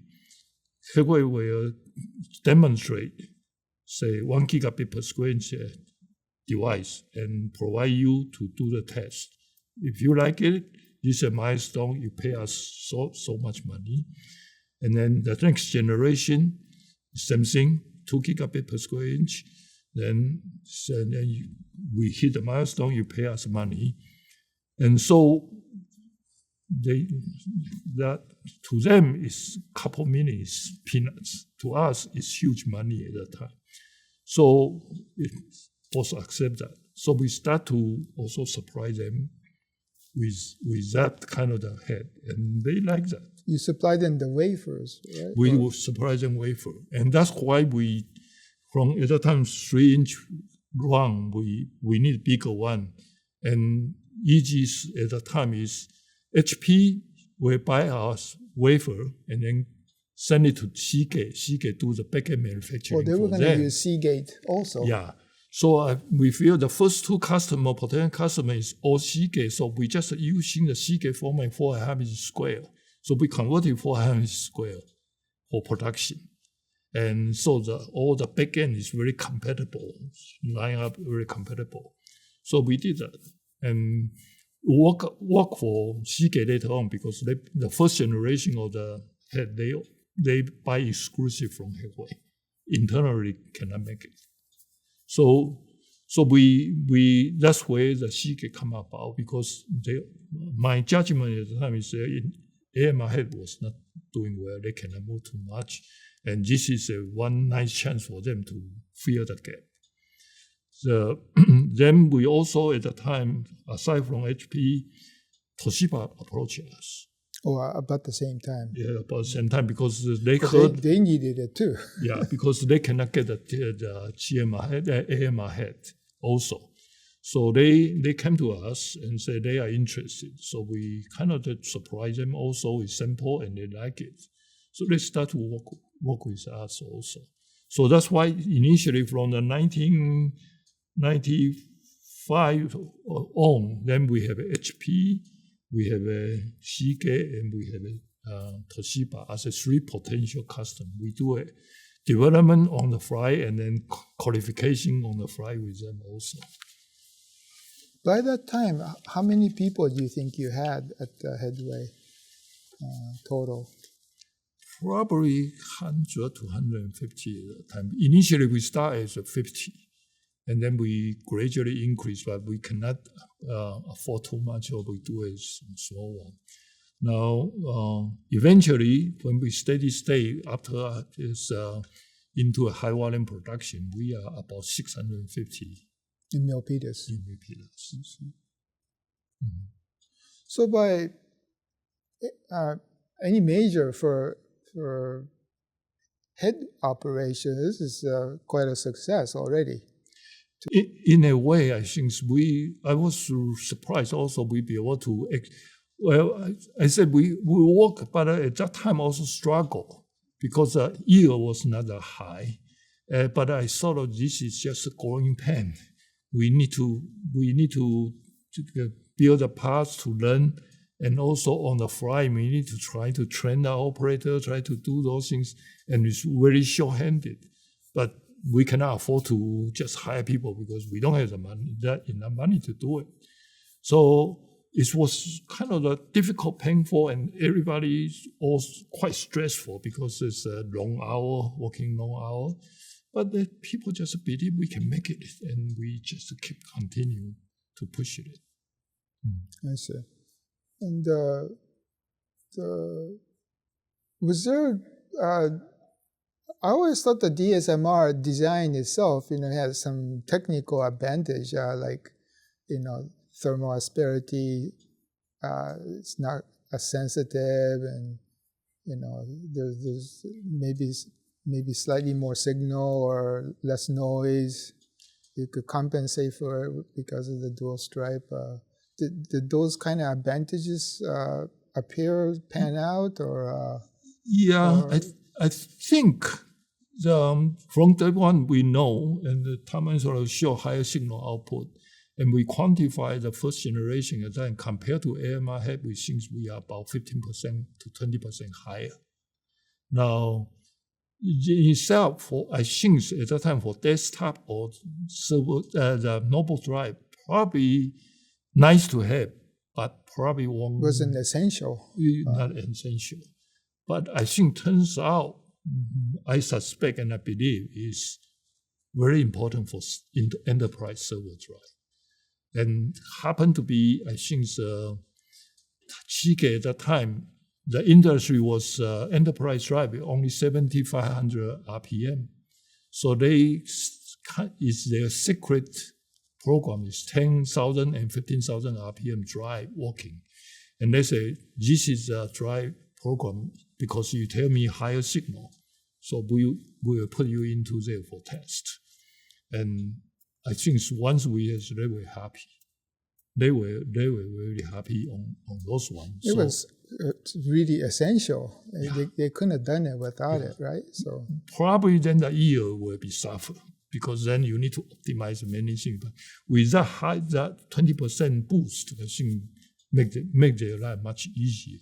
And that's why I believe also they have AMI have work probably not that great, but they never bother to. Once they see our head, they probably say stay with it. And second generation also using our head, not AMI head, for the server. And with their announcement of the 10K up, 15K, actually put IBM drive, enterprise drive, on a very difficult position because they are become technically not competitive. I seem to recall that even though the Headway's head was absolutely crucial for this drive, they didn't quite come out and say so. Or no, of course, they didn't even mention. I was joking at that time in the Las Vegas. I think November there's a discount show, right? When they announced out, I went to there also, and see that. I was joking and said, "You need to put a Headway inside."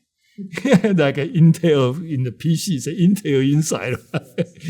But I was joking to them, said, need to put a Headway inside, but they never said it. Yeah, but it's okay for us because it's, in a way, it's kind of the achievement as DSMR head, even though still not wide accepted. So Toshiba, turns out then they become a believer, actually. Yeah.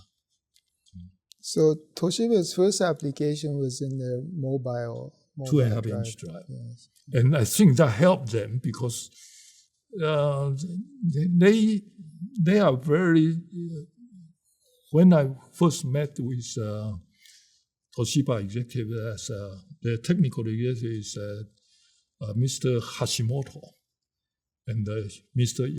Yamamoto. And they told me very honestly at that time, they said, we need you Headway. I said, why? There's so many other head suppliers, TDK is capable, and many other things. They said, no, but I think you guys, DSMI has a higher output. We like it. Secondly, I think you guys are much more aggressive. You guys are much faster than many other people. We are right now still using 4-light head. So we like to translate to AMR head, but we cannot get the good head. And if your DSM high, you can supply. We want to use it. Currently, we are two years behind IBM notebook drive in technology. So with your help, we may be able to close gap. So we work hard and then do it. When they first announced that one, they say at that time actually IBM's AMR head drive not announced it. So we basically pull them close the gap, the first generation at the time. So they were really very happy. So their head, the wafer went to TDK or SAE? Yeah, at that time, when we sample size, we never touched that. They also know we have an issue on that. And we kind of thinking about we need to find some backend support. So I went with our production guy actually to visit many other companies. We used SAE at the time to ask him for help. SAE, that's the best and the best, very high volume one. But Mao-Min Chen was working at SAE at the time. Through Mao-Min Chen help, I be able to set up a meeting with them. But their attitude at that time basically saying, why do I need to help you as our competitor? Give me a reason why do I need to help you. So they are now very excited to work with us. So we went to go through many Korean subsidiaries, other things, but it's really not that good and not that strong.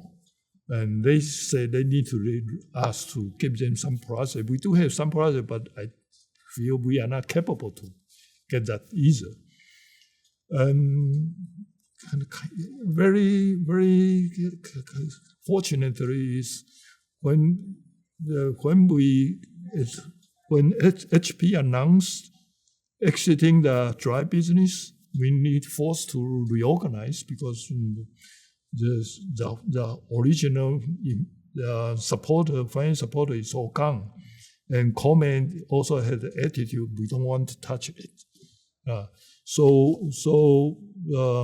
Tu Chen kind of again, he is so good for the headway in that aspect, jumping in to help try to get the financing, and he talk to Talin Su, HANQ Pacific, said there's a good opportunity for you to invest. Do you want to come in? So he came in, take a look, and then they come together, become our new investor. And the first things they do is to recruit Dr. Mao-Min Chen from SAE. And it was a brilliant move to me. Because Mao-Min Chen, later on, it turns out I realized he's so well respected, well liked, and trusted by all industry people. Seagate CEO is good buddy with him. They trust each other when they work in corner before. The TDK presidents keep always asking Professor Mao-Min Chen. Okay, so when we hired Mike, he immediately said, well, we need to find a way to get SAE TDK committed to help us to do the back-end manufacturing. Those other things is really wasting time. He was able to, through many effort, get TDK. Get that done. Yeah. And so SAE, when deal with us at that time, they were very happy also because our head turns out they be able to get a very high yield in the HGA. And we were very happy they can get a very high yield and then volume ship to Toshiba. So Toshiba was able to get a high volume very quickly. And the first drive, actually, they closing the gap with IBM notebook drive. Before, they always behind. And so Mr. Hashimoto-san, Yamamoto-san, at that time, the first few years, they kept visiting us, and every time they kind of say, we are very grateful. Without you, Headway, our drive division probably already gone, because he said, you saved our division. And so when the Hashimoto-san, when I visit him from time to time, he always makes sure he come to the day before the meeting I arrive. We have a dinner together, and he always asking, please be more aggressive. You don't need to tell me what you want to do, just do it. We are counting on you for our future technology. So TDK had their wafer operation in Japan. Yeah. So their AMR head was not quite there yet, or no, actually they are very formidable. They are doing very good. Part of the reason is when they already have the AMR head, but I forgot which year, maybe 94, 95. Mao-Min Chen joined the TDK SAE, I think it's in 93, and Paul Keng-Wen joined SAE in 95. They went there at that time, they already they are very good at the inductive head already. They volume ship without inductive head. But Mike and Paul recognize MR head as the future. So they are training the SAE team how to prepare them. So I was told Paul actually gave a weekly lecture. Mike gave a weekly lecture to educate the SAE team how to handle what is a MR head magnetic, to let them understand. And TDK wafer team, actually, I was told after Paul joined, one time they asked Paul to live in Saku wafer site for 1 month. In Japan? In Japan, working with their engineer. TDK wafer? Yeah, wafer engineer. So that when they almost come out, we are working on the DSMR come out, they already start to ship, and their yield also very high. Yeah. But yet the Toshiba picked the DSMR head. So was there because of the performance? Toshiba at that time, my impression through some part of the things is Toshiba, the volume at the time was not too big. So to TDK, it's a small customer. Oh, really? Oh, yeah. Okay. Because the volume of the Western Digital, Seagate, the desktop, much bigger. That's huge, right? So they feel, my sense is Toshiba feel they didn't get enough attention from TDK team. Yes, they count on them, but they want to find something which they be able to take the advantage of the best head performance to compensate for some other shortcomings so that their drive can be, at that time, the two noble drive suppliers, only IBM and Toshiba. So they want to lead in IBM instead of behind. That's why Hashimoto was very aggressive. He kept identifying media who he want to work with, head he want to work with, and the IC, there's a chip company at the time, small company, also he want to work with them because he feel he can get a better idea. Now, when they find out, work with us after a while, they found out they really like us, our aggressiveness. They say, you guys are so fast. Sometimes I was wondering, he said, hey, Mao-Min, if you think idea, just do it, okay? Don't need to inform me. I said, how come? There's a customer you need to know. He said, I trust you guys. You guys so fast. If you make a mistake, you can correct it quickly, better than other people. So that's where the relationship coming about. And I really appreciate it. So around this time after Tali Shu took over, became the venture lead, and you try to go public, but the timing was not right? That's correct. So what happened then? The Seagate came in to offer, or TDK came in to offer? Well, at that time, we kind of settled down after the HP exit shock. So the Tallinn came in 1997 with a new investor group. But at that time, our two other major programs, Toshiba notebook and Seagate 10,000, 15,000 RPM drive program all went well. So early July 1997, we start loading the production wafer for Seagate on that. And early 1998, we start to loading the production wafer for Toshiba 2.5-inch notebook. So for Seagate, I recall it's about 0.86 gigabit per square inch, slightly below 1 gigabit per square inch. And Toshiba one is 1.8 gigabit per square inch. So you can see enterprise drive and server drive basically with the same head design. The one capable to do a 2 gigabit, one still just slightly less than factor 2. So, but those wafer, we start to loading a wafer, then we start to ship the wafer and getting the revenue for it. So we start to profitable. We need to more money to funding the technology, new technology, also production capacity.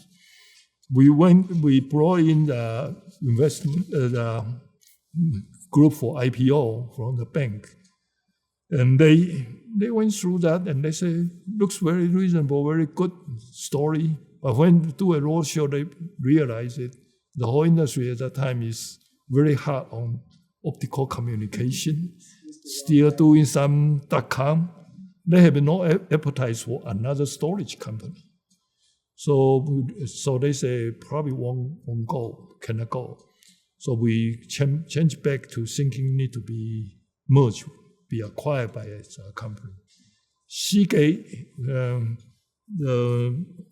actually privately, Mao-Min Chen told me the CEO gave him an offer saying that he can do that without board, that price, without board approval, he can do it, and he's willing to do that. We certainly was nice to know it, but the Headway team want to see a higher acquisition price, and also we are concerned is if the acquired by Seagate, probably most of us will be asked to join Minnesota. And for myself, my wife from there refused to go to Vermont, so I don't think I will go back to Minnesota. And Seagate has at that time has a Minneapolis has an operation. Ireland has another huge wafer production operation. So there's no reason to keep Milpitas. Silicon Valley has a one small operation. So we think that most likely won't go. We will just disperse. It's not too well. For the TDK actually coming with a higher price. So also is we feel TDK at that time actually SAE has a more capacity than they can use from the Saku wafer. They're asking us, can we sell the wafer to them also? So they look at us and say, why not just acquire the Headway as a second source? So we feel if the TDK acquire us, we have a chance to stay as a R&D and production facility. In magnetic recording head, I feel very strongly, if you just say R&D, after 2-3 years, it becomes irrelevant because you cannot prove whether that concept work or not. A lot of personalization there. It's not just a recipe and then you can copy to do the work. So Headway team also think it is better if it comes with TDK. Now, that not saying giving initially after merge, we can sense TDK's top management thinking, why Headway not just good technical, why not just doing R&D? We need to convince them. In one meeting, I said, well, R&D looks nice, but I guarantee you after 1 or 2 years, we are irrelevant, and you are wasting your acquisitions like that. we need to stay with production because they are concerned, and rightly so at the time. They think we are the best manufacturing. Why you need to be US to manufacture? But the SAE, through many people, SAE management, at that time, Kamigama-san also at the SAE TDK, which later on becomes CEO, pushing hard to acquire Headway. But they can see the potential there. So that's how it's come about. And it turns out because of Mao-Min Chen and Paul Kang from there, they all know them well. So when we together actually really can merge together much more easily rather than... The prior connection was a help a lot. Big help. Do you suppose that the Seagate, possibly lowballed you in their offer because they take advantage of the fact that they're basically customer also? In some way, I think probably that way because the first time when HP exited, they also coming with a number which even much lower. But at that time, we haven't demonstrated as much technical as we do. But still, with that, I think they think I already have so many information, and I like some of your team member. But as for me to spend so much money, probably not quite makes sense. They probably think, in case you fall, we hire few of the key guys, that's it. So the TDK deal closed in 2000? Yep, was it? March 2000. Yeah. And that change, was there a major change for you? I mean, you still kept supplying Seagate, but that couldn't continue for too long, or not? Well, certainly we continue. Part of the continuity because, for example, first generation drive, we are the only one qualified vendor. So they need to buy that. But that is start to reduce because the second generation come out. But before the acquisition happened, Seagate management was very smart too. When they realized the first generation, we are the only one, and they want to internally pick up the DSM hard head and make it internally too. And the technology agreement with them is we will teach them everything openly. So we basically give them all our recipe to them to do. And so they learned a lesson first generation. They didn't got qualified internally. So the second generation, actually, they push hard. I recall that the head boss invited us, me and Ko-Chen, to join the review meeting for the second generation head wafer. Oh, so they were making DSMR heads too? Yeah. Oh, so okay. and I think he won the second generation, they'd be able to qualify with Headway. Now, so we are there because of technology agreement there, so we participate. And that's whole day meeting. They start basically from the whole recipe, from the undercoat, layer by layer coming up. And that top executive keep asking questions, and they answer. And from time to time, they will come back and say, "Hey, what do you think? Why do you do this, not doing this?" So I think the pressure forces them to really, the team initially think, I have the AMR, I have a GMR working, why we need to add a DSMR, probably force them to focus on that one. And they really force them to qualify. Now, once they qualify, then over the time they can do equal or better, then they will start to ship volume internally. And after TDK announced acquire us, certainly reset the mindset further for them, because they say now you become a bigger competitor. Before, I probably want to keep you alive, but now I want to maximize my own benefit. So after TDK acquisition, our second generation order start to drop. TDK was quite perplexed why you guys do Because that. they were selling other heads to Seagate too. What? Already, right? What? They were selling, TDK was selling heads to Most of them is desktop, desktop. but it's high volume, so they do that. Yeah.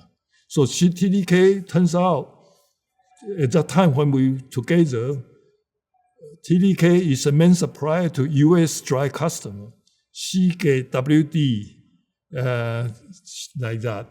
And Headway is U.S. is a main supplier to Toshiba, Fujitsu. I kind of feel funny that way. Funny how it turned out. Yeah. Before being taken over by TDK, you had some important people in your board, people like Erwin Federman and was it Sassner? Heiner Sassner. That's just before, or is that what Tallinn Shu? Tallinn Shu, Heiner Sassner, Erwin Federman, and also the David Sen, Mao-Min Chen, and the Ko-Chen Ju was a board member. Was the board? Oh, I see. Yeah. And Sassner, he was an IBM guy, right? Yes. Became an investor. He worked for HQ Pacific Tallinn Shu at the time. Oh, he was part of that. Them, yeah. He was part of that. Yeah. Right, okay. Did you know him before? Yes, in IBM. He was our IBM. functional manager at the time. Oh, I see. Mm-hmm. Okay. Was very nice manager. Mm. So there were. What do you think a key contribution from people like Federman, Sassner? I think they offer different kind of perspective. Heiner Sassner was a technical guy, so he asking technical question. From time to time, the issue he come here, lunch with us individually, and then discuss it. Erwin is more from the investor and operation point of view. At one time, actually, there's a push to merge with AMC. AMC? Oh, yeah, okay. before TDK day. AMC was not doing well, but still have quite a good cash on hand. But the overall sounds pretty decent, but was not very excited too. In the board meeting, I was worried they probably will, seems like they will go ahead with that decision. Personally, I don't feel that's the right thing to do, but I was not a bad member. I was just there to listen. And turns out Erwin then came out and then said, asking many questions and said, if this is good, why we are settled with just all this number? And they should be higher with that. And my feeling is, I went to visit AMC at the time, looking at the wafer operations. That to me, they have a lot of chaotic things also. They rich, so they have many fancy tools, but I feel they are doing is not on the right things. Now with Headway small team, they are big team merged together. We probably got rolled up. So personally, I'm not favor, but I was very happy to see Erwin Federman asking some question and then start to say, I don't think that's a good idea to follow. And he derailed that right there. Otherwise, there's no Headway today. So all those kind of things I really appreciate. Erwin Federman was a very critical board member for Komag too. Yeah. And so Tu Chen valued him very highly. Right. So that was part of it. Yeah. So after becoming TDK, there must have been a lot of issues and things to merge the operation together. Yeah. Could you talk a little bit about that experience? I think the first two years very difficult. Some is internal to Headway, some is together with TDK. I think for Headway, the first things we need to do, actually, I was really pushing hard to IPO is because it's time we need to convert at the time from 4.5 square to round shape wafer. Because the future stepper scanner need a round shape. CMP, chemical mechanical polishing, is better without edge, all this sharp edge for uniformity concern. So we need the fund to do that, to convert it. Now, TDK acquires certainly understand we need to do that. Now, there's also, at the time, some suggestions saying, well, it's a two-wafer operation, then why don't we just make it everything is compatible? Compatible means the same design, same process tooling, same recipe. So same as SAE. TDK. TDK in Sakus. Okay. Yeah. And so Mike talked to me and said, there's some suggestion, you take a look. So I immediately after merged together, I asked CC come with me to visit them. They were surprised we come so early. But I said, I need to understand it. So we went through that. My goal at the time is that with CC saying, hey, let's see what they are good at and what we are good at, and see what we can mix together, and shall we do this together, the things on terms of fully compatible. I agree we did that trip because when they visit the line one by one, I understand why TDK's manufacturing discipline is so good. And they have a lot of internal design. Electro operating tool is very customized. There's no industry in the Headway to sell that software in US sell the so-called production type of the electronic. Every company do their own build things. I like their machine very well. So come back, I say, we like copy you. Then we like to learn use that because otherwise we have a lot of wafer will be scraped out because of it's too much handling and hard to control. That proved very important later on for high moment material because it's much easier, much prone to corrosion. With that kind of the precise control tool, the corrosion can be fixed there. So we went through that. So we learned quite a bit, and of course, it takes time. The first, we need to talk to them and then translate the Japanese into US, and then the Japanese company build that, come here to install for us. But in terms of compatibility-wise, then come back to my chain and say probably it's not realistic because the whole thing is even we have same plating tools, if we same thing, sometimes materials for some strange reason will be do differently. And we make it all the same. If we make a choice, both sides or bad. You make it good, of course it's good. So better not to do that because every side has their own strengths. Let them maximize their strengths. And our weakness is manufacturing consistent things that let's learn from TDK how to do that. But let's have engineering compete freely with their engineering team to do those things. So we kind of agree with that. Now, but difficult one is we need to produce a business side too, right? So if we are not selling well, of course TDK will get nervous too. Now, initially we are difficult because TDK start to using their own internal wafer, cutting other things, trying to squeeze us out somehow. Toshiba, we can do some, but the Toshiba volume for us is big, but for Obo is not that thing. So we are pushing into finding the new customer, also all those things. So, because we are learning and we are doing this, so we kind of difficult. So we are forced because at the time, so chaotic and also business from that revenue-wise is not as good as we projected. So we need to do one time layoff. That's the only time layoff we have in the Headway.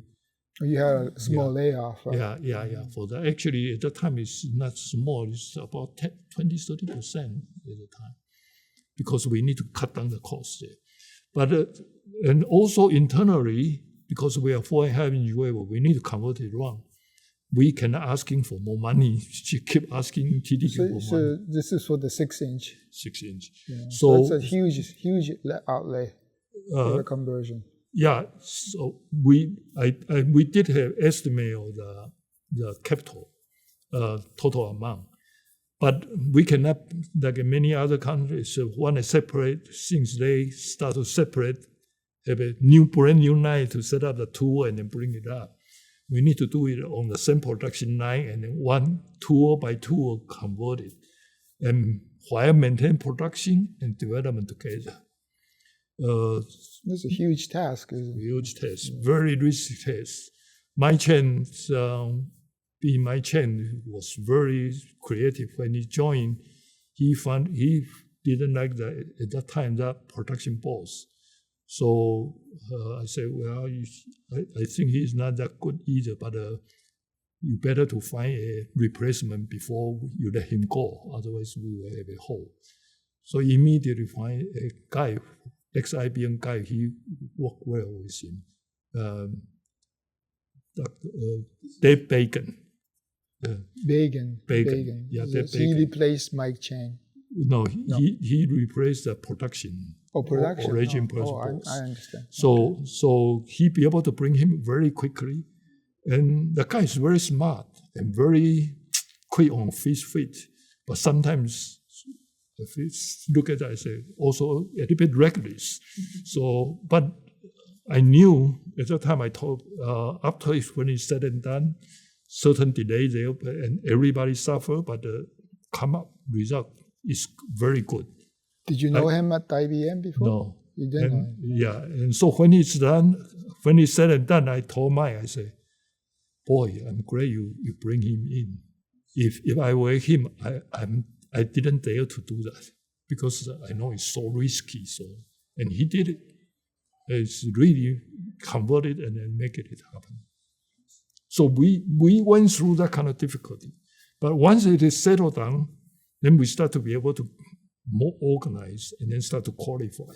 The first things I recall is we want to branch out the Toshiba and TDK. So we tried Maxtor, we tried Samsung, but Samsung happened to be able to get in. And thus it become internal competition to TDK Saku, because Samsung was exclusive to Saku. Mm-hmm. But TDK, the mentality is very good. Be the best to compete. We only care TDK can offer. Doesn't care it's Headway wafer or Saku wafer. So that program we be able to qualify, and we be able to volume produce for the Samsung. And from then on, then we start to take off. Later on, we add in WD as a customer also, and then later on, Hitachi server program. And come back with Seagate some server program also. Oh, I see. Yeah. So at that time, peak together, TDK, SAE is somewhere around 35, close to 40% market share. And we are about half of that. About half of them. Mm-hmm. I see. Mm-hmm. So there was this kind of a healthy competition going on between the Saku wafer operation and the process weren't not exactly the same. Right? That's correct. Yeah. We cannot copy each other exact because it doesn't work. So when it started, I think it helped is because Mao Chen is very respected. I mentioned Mr. Swabe was at that time TDK CEO. When we met in TDK Japan, he always called Mao Chen Professor Mike. And Paul was very, very respected by Saku team, by SAE team. All the magnetics SAE has is Paul Kenway was a teacher. So because of that, I think the TDK top management team kind of quite hang off. So allow us still behave like a startup. Screw up, they didn't say too much, but then our strength is we make change very quickly. But when we screw up, we make change back very quickly too. So we keep tuning up, but the whole rate of the progress is very quick. At the time, Kamikama-san, the SAE, he was general manager. He kept pushing Saku, say you need to faster. And we put ourselves saying we need to be, first of all, improvement is production capability, consistency, just like a Saku wafer. Now, when we come to the competition on the performance of the wafer, I think that's where SAE is coming in and make a tremendous contribution. They have a team in Hong Kong trained by Poken Wen at the time, can perform very sophisticated tests for both wafer side based on desktop server and also the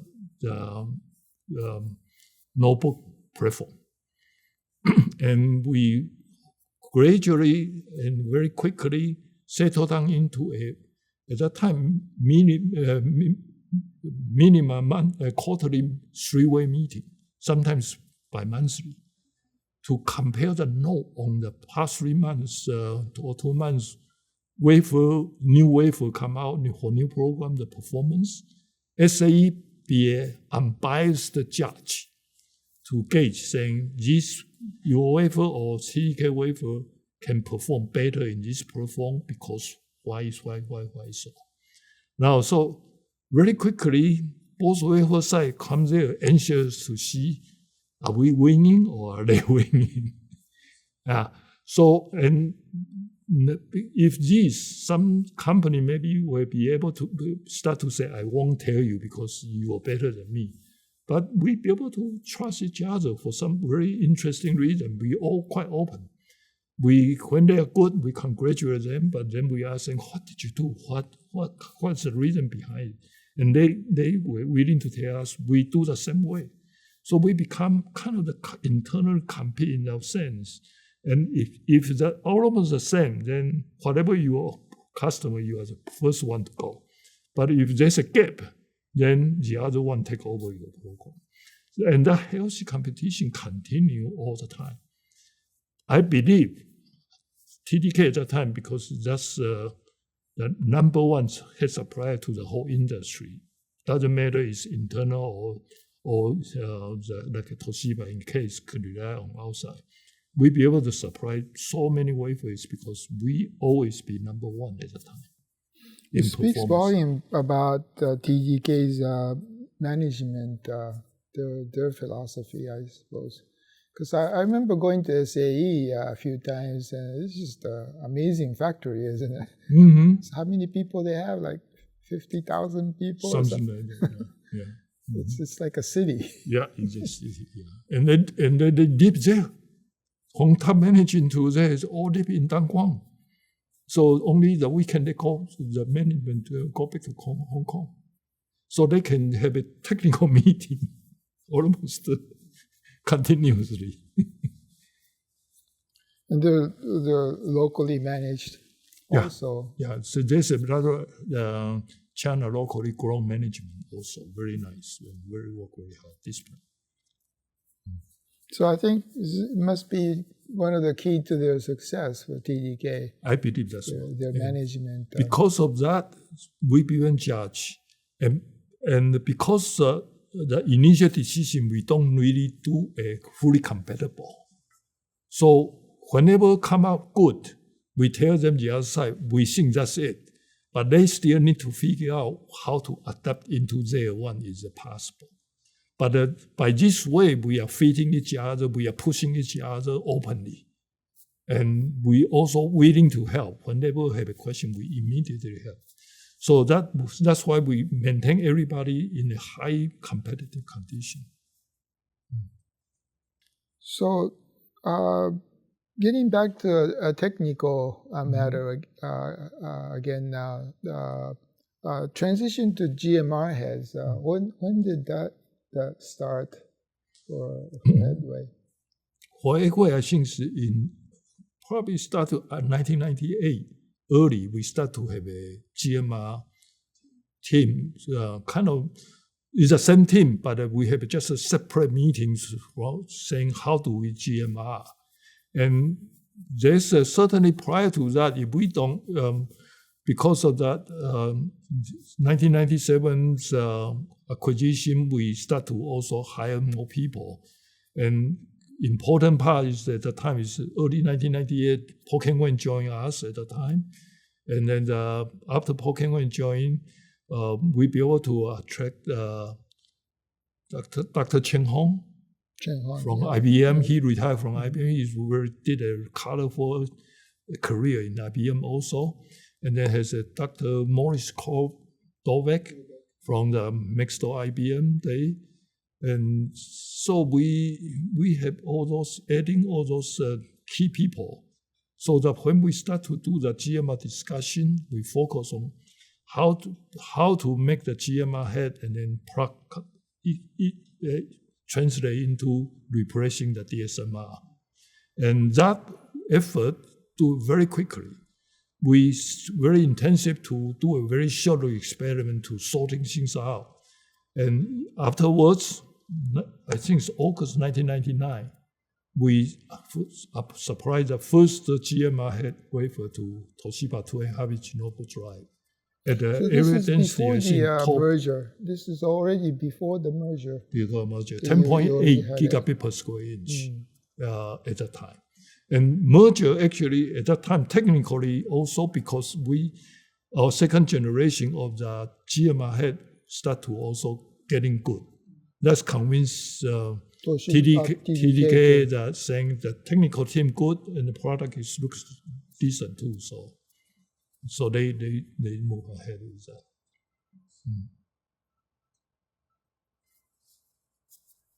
And who was your first GMR head customer? Was it Toshiba? All our new technology, actually, the first customer always Toshiba. The reason is, for some interesting reason, probably notebook is easier in some area density. I look at the dry at the time. Dry industry always 2.5-inch leading the introduction of the higher area density product. And Toshiba happened to be leading at the time, so we are always the first one to come up with GMR, later on TMR, later on TMR, PMR type of PMR also, they were the first. Yeah. And it was your wafer. The 2.5-inch wafer. It was your wafer that led that. Yeah.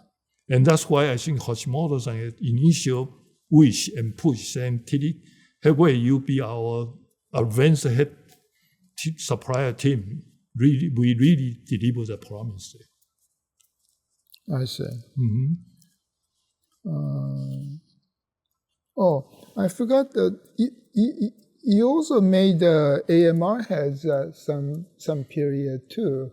We tried because at that time, beyond the HP, Seagate, and the Toshiba, the rest of the customers say, I only want to deal with AMR. I don't want the DSMR, even though you say it's better. So we forced to, in order to get us, we forced to work on it. But at that time, AMR, GMR, and DSMR actually the benefits start to plateau out. And the GMR start to making noise. So we spend a lot of effort in GMR and using some effort to do AMR. I think it's less than 1 year we keep up. I said, we better just straight to the GMR. So it didn't last very long. Yeah, so never offer that one. I see.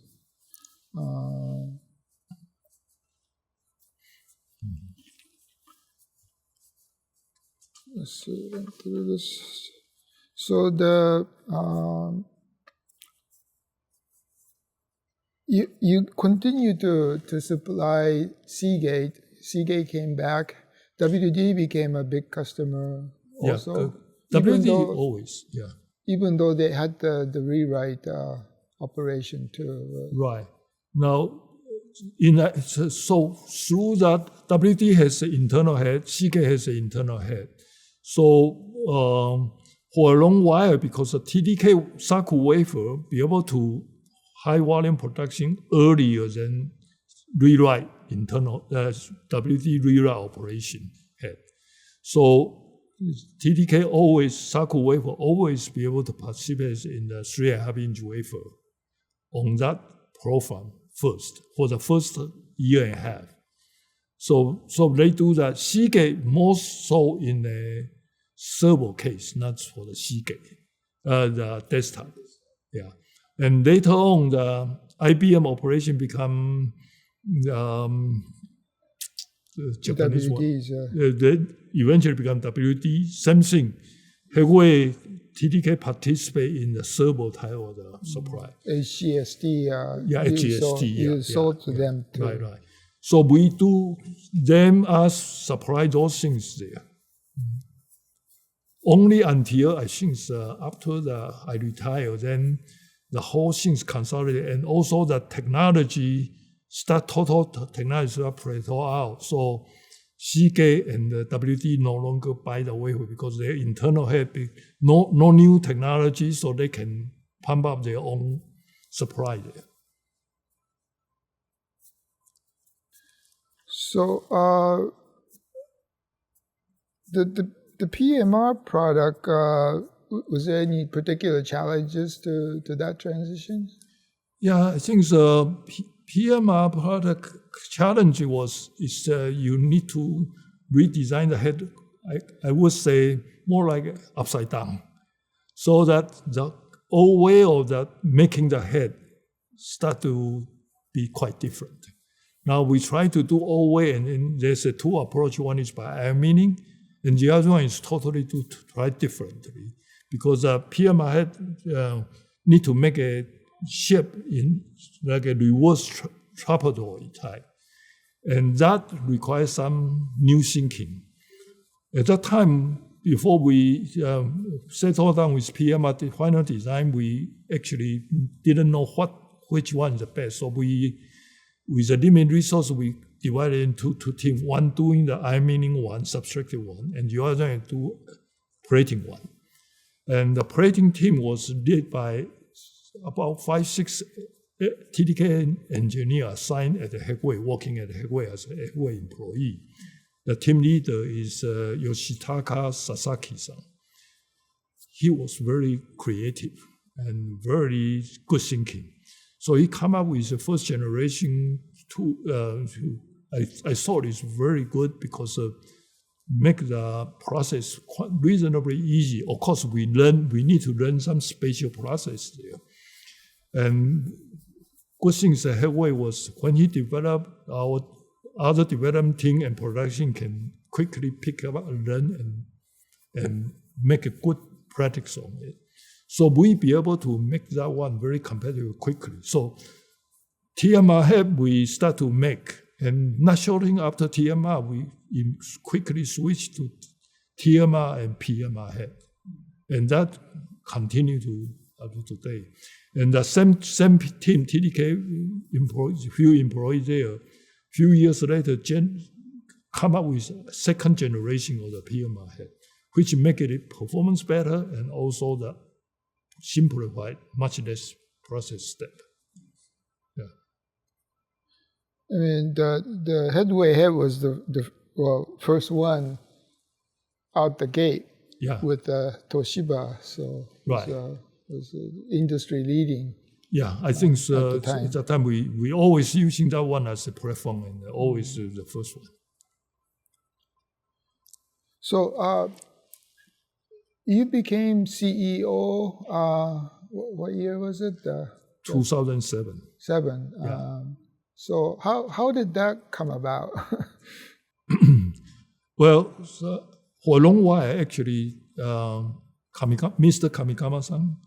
He was initially general manager of the TDK business group, and later on he promoted to president and CEO of TDK.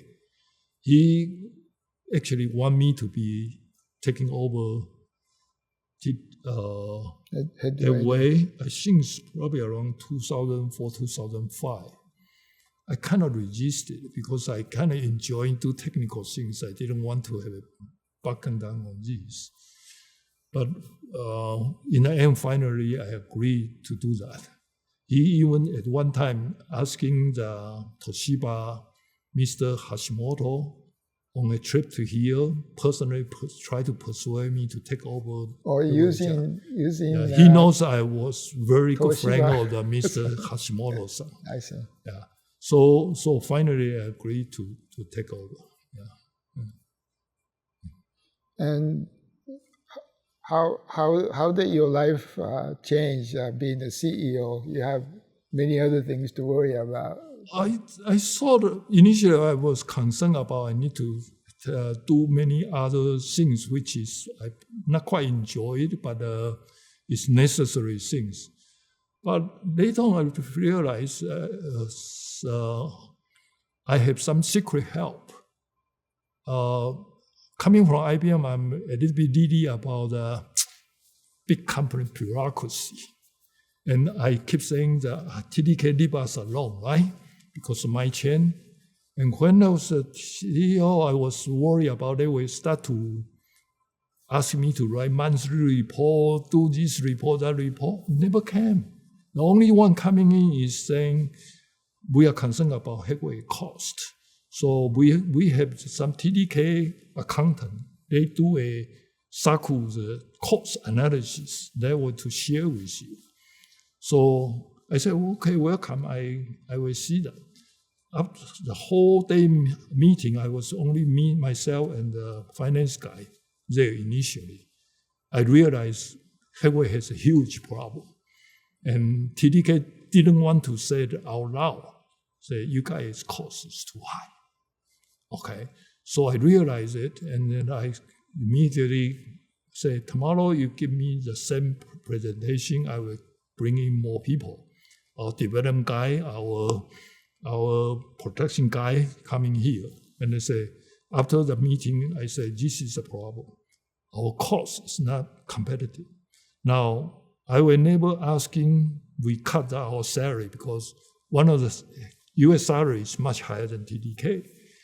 But there's other part of things we need to do better. Otherwise, TDK will not continue supporting all this.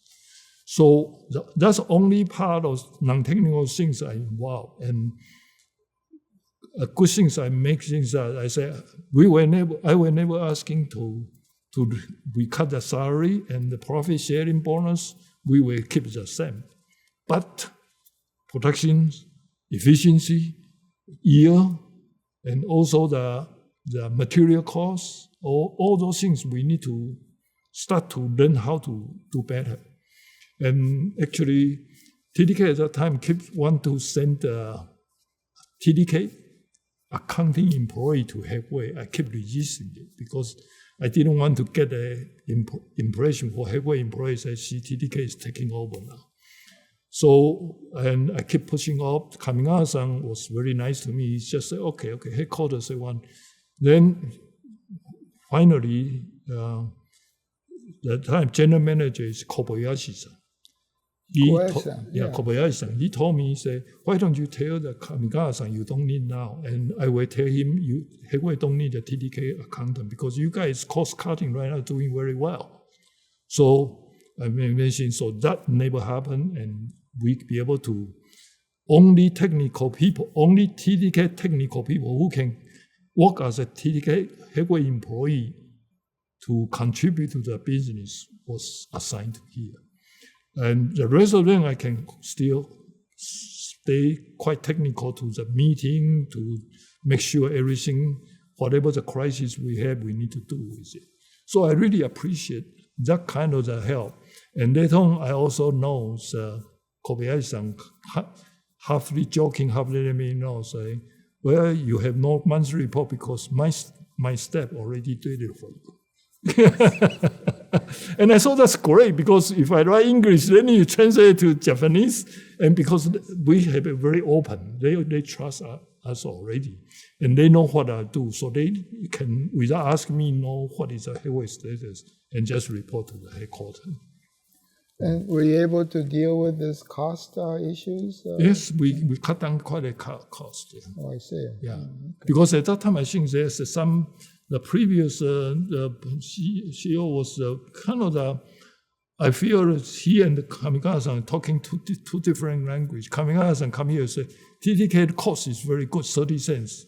And our guy say, we are 30 cents too. But when I read the TDK report, their 30 cents is overall, our 30 cents is manufacturing cost. So then you know how much difference there. And so we really cut down tremendously.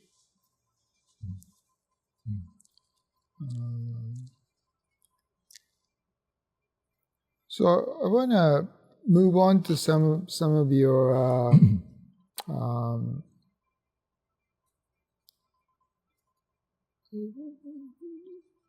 perhaps you call it the personal experiences.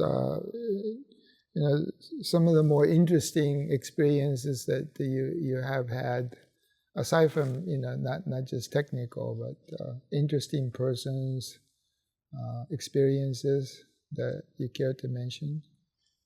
Yeah, I think so. I feel in my whole career, I worked for IBM for almost 15 years, and then 6 to 9 months as a Dastek, and then the 20 years with Headway. In IBM, I feel IBM is very good, full with talent, as I mentioned to you. You want any subject, as long as you know and you know how to identify, you can find an expert to talk to, and they are willing to help you. So they are very good on those things. But at that time, I felt IBM was so good at that, but very lacking in execution. I recall in 80s, some of the IBM, the advertisement in TV is think, T-H-I-N-K, think. And I looking back right now, I say, yeah, just think, but didn't do, right? So lack of the execution mentality. So a lot of good idea, good invention is being developed out in conceived, but take a long, painful time to productize it. And that, I think that's one the shortcoming of the TDK, the IBM. Now with Dastek, I have knowledge working into a small company, which from that perspective is totally different from IBM. Very limited in technical talent. Execution-wise, everybody moving around, but looks chasing on tail. Very chaotic. Nothing happened. So when Headway started, I was very concerned about this part. I didn't want a big bureaucracy, and I love the new idea, but I think we need better to translate the idea into something quickly. Otherwise, wasting time. So, and actually with that, when I was those early days spent with Chen Yihan, Xixi Han, I learned this guy is probably, I know in the industry, the best execution guy. He can execute things very nicely in a very short turnaround time. I really amazed. I learned that from him. And when we start Headway, we want to make sure we get a talent and can execute, and people can work together because that's a team spirit. And I think that experience I have, and the one I really enjoy because that we make that happen. And later on with SAE TDK together with an open competition, but openly help each other out, that just reinforce the whole thing. And I believe TDK business could be so good is because that kind of the relationship. And some of the people very aggressive is thinking. One example, Mr. Kamikaze, when he was a general manager, he come to here to visit. At that time, we are about into the TMR head. We need a GMR head, actually. And we need a NIVA, the best new tool, which is very expensive. So when he come, I prep, I say, there's two technologies we need to do it very quickly. One is this spotting tool. Chen Hong already went there to do a very simple test to verify using copper ion, he can show 22% data over R. And the other one is a scanner. Both very expensive, but necessary we need to do. He immediately said, okay, then without any so-called technical, why don't you go ahead order? And I said, okay, I will order one. He said, well, anyway, so good, why don't you order 2 or 3? With that kind of thinking. And I said, hey, I haven't really demonstrated, cannot commit and waste time. He said, well, I think you can do it, just do it. I said, okay, I thank you for that. I will do that very quickly, and I will make sure it's timing when the production need, I will have a second unit to do it. So with that kind of management, kind of thinking and support, I really enjoy that kind of work. So you got the best of both worlds. Right. And that kind of environment is, Mao-Min Chen has that, Komag-San has that, all those things is supporting. Kobayashi-san I know, is but Tool is like, what, 10 million? Or, eventually the scanner at that time, the last one when we bought is about 30 million a piece. 30 million. And the Aniwa with so many chambers is about 15 to 20 million a piece. It's so, quite a it's very important. Without that, there's no TM, PM, all those things. I've never seen the picture. It's just lots of... And very well designed. It's a very nice piece of machine. Okay, so we talked about key people. Let's see. What do you think of the state of the hard disk drive business? And you got just 3 left. TDK. Mm-hmm. TDK is the sole surviving independent vendor. Mm-hmm. Well, both media and head independently supplying to Toshiba. Right. Can they compete against Hitachi? I mean, WD and Seagate? Yeah, I think so. Certainly, that's one of the things that concern in my mind. But Toshiba seems like with the data center business still kind of in high demand, and they have their own customers source, so they seems like can maintain the pace. They're doing okay. Yeah, doing okay. And the only concern I have actually is the whole technology of the storage actually technology-wise plateauing out. I think from 1995 to 2015, we start from about 1 gigabit per square inch to 2 terabit per square inch. A 2004 increase in over 20 years. But I look back at the last 10 years. Right now, I think with the hammer and the mammer, they can reach about 3 or 4 or 5 terabyte per square inch. Only a factor 2 improvement over the 10 years. So with that, then the costs stagnate too. Now, the flash memory, if they people to more multi-layer, of course, it's not easy too. But I think save the industry right now is probably the AI, the data center need more. I hear that the demand is way up, so at least they can keep the factory going. That's right. Yeah. So for now, it's probably okay. Yeah. Okay. I think we had a good discussion. Good. Yeah. And the last question I always ask is that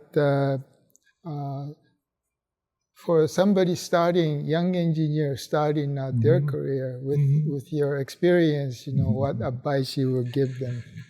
Yeah, actually, I'm not so sure I can give the proper advice. And the reason is I see those new young guy in the new field is so young. It's only 20, 30 years old. They already make it so good. But in general, I think still for the people want to be good at their industry, if not in the best in the world, is you need to good at your field. And how do you have it is work hard to know it and prepare yourself to be good. in order to be close to the upper end, you need to engage with some more expert, engage in a deeper discussion so that you can enhance your view of the things and work extremely hard. There's no easy money there. Say you just take it easy, then you can be there. So work hard. Yeah. That's all I can say. Okay, great. Okay. So thank you very much. Yeah. It was quite a long interview, but I think we got a lot of information out. I appreciate the opportunity to tell the story. Yes. Mm-hmm.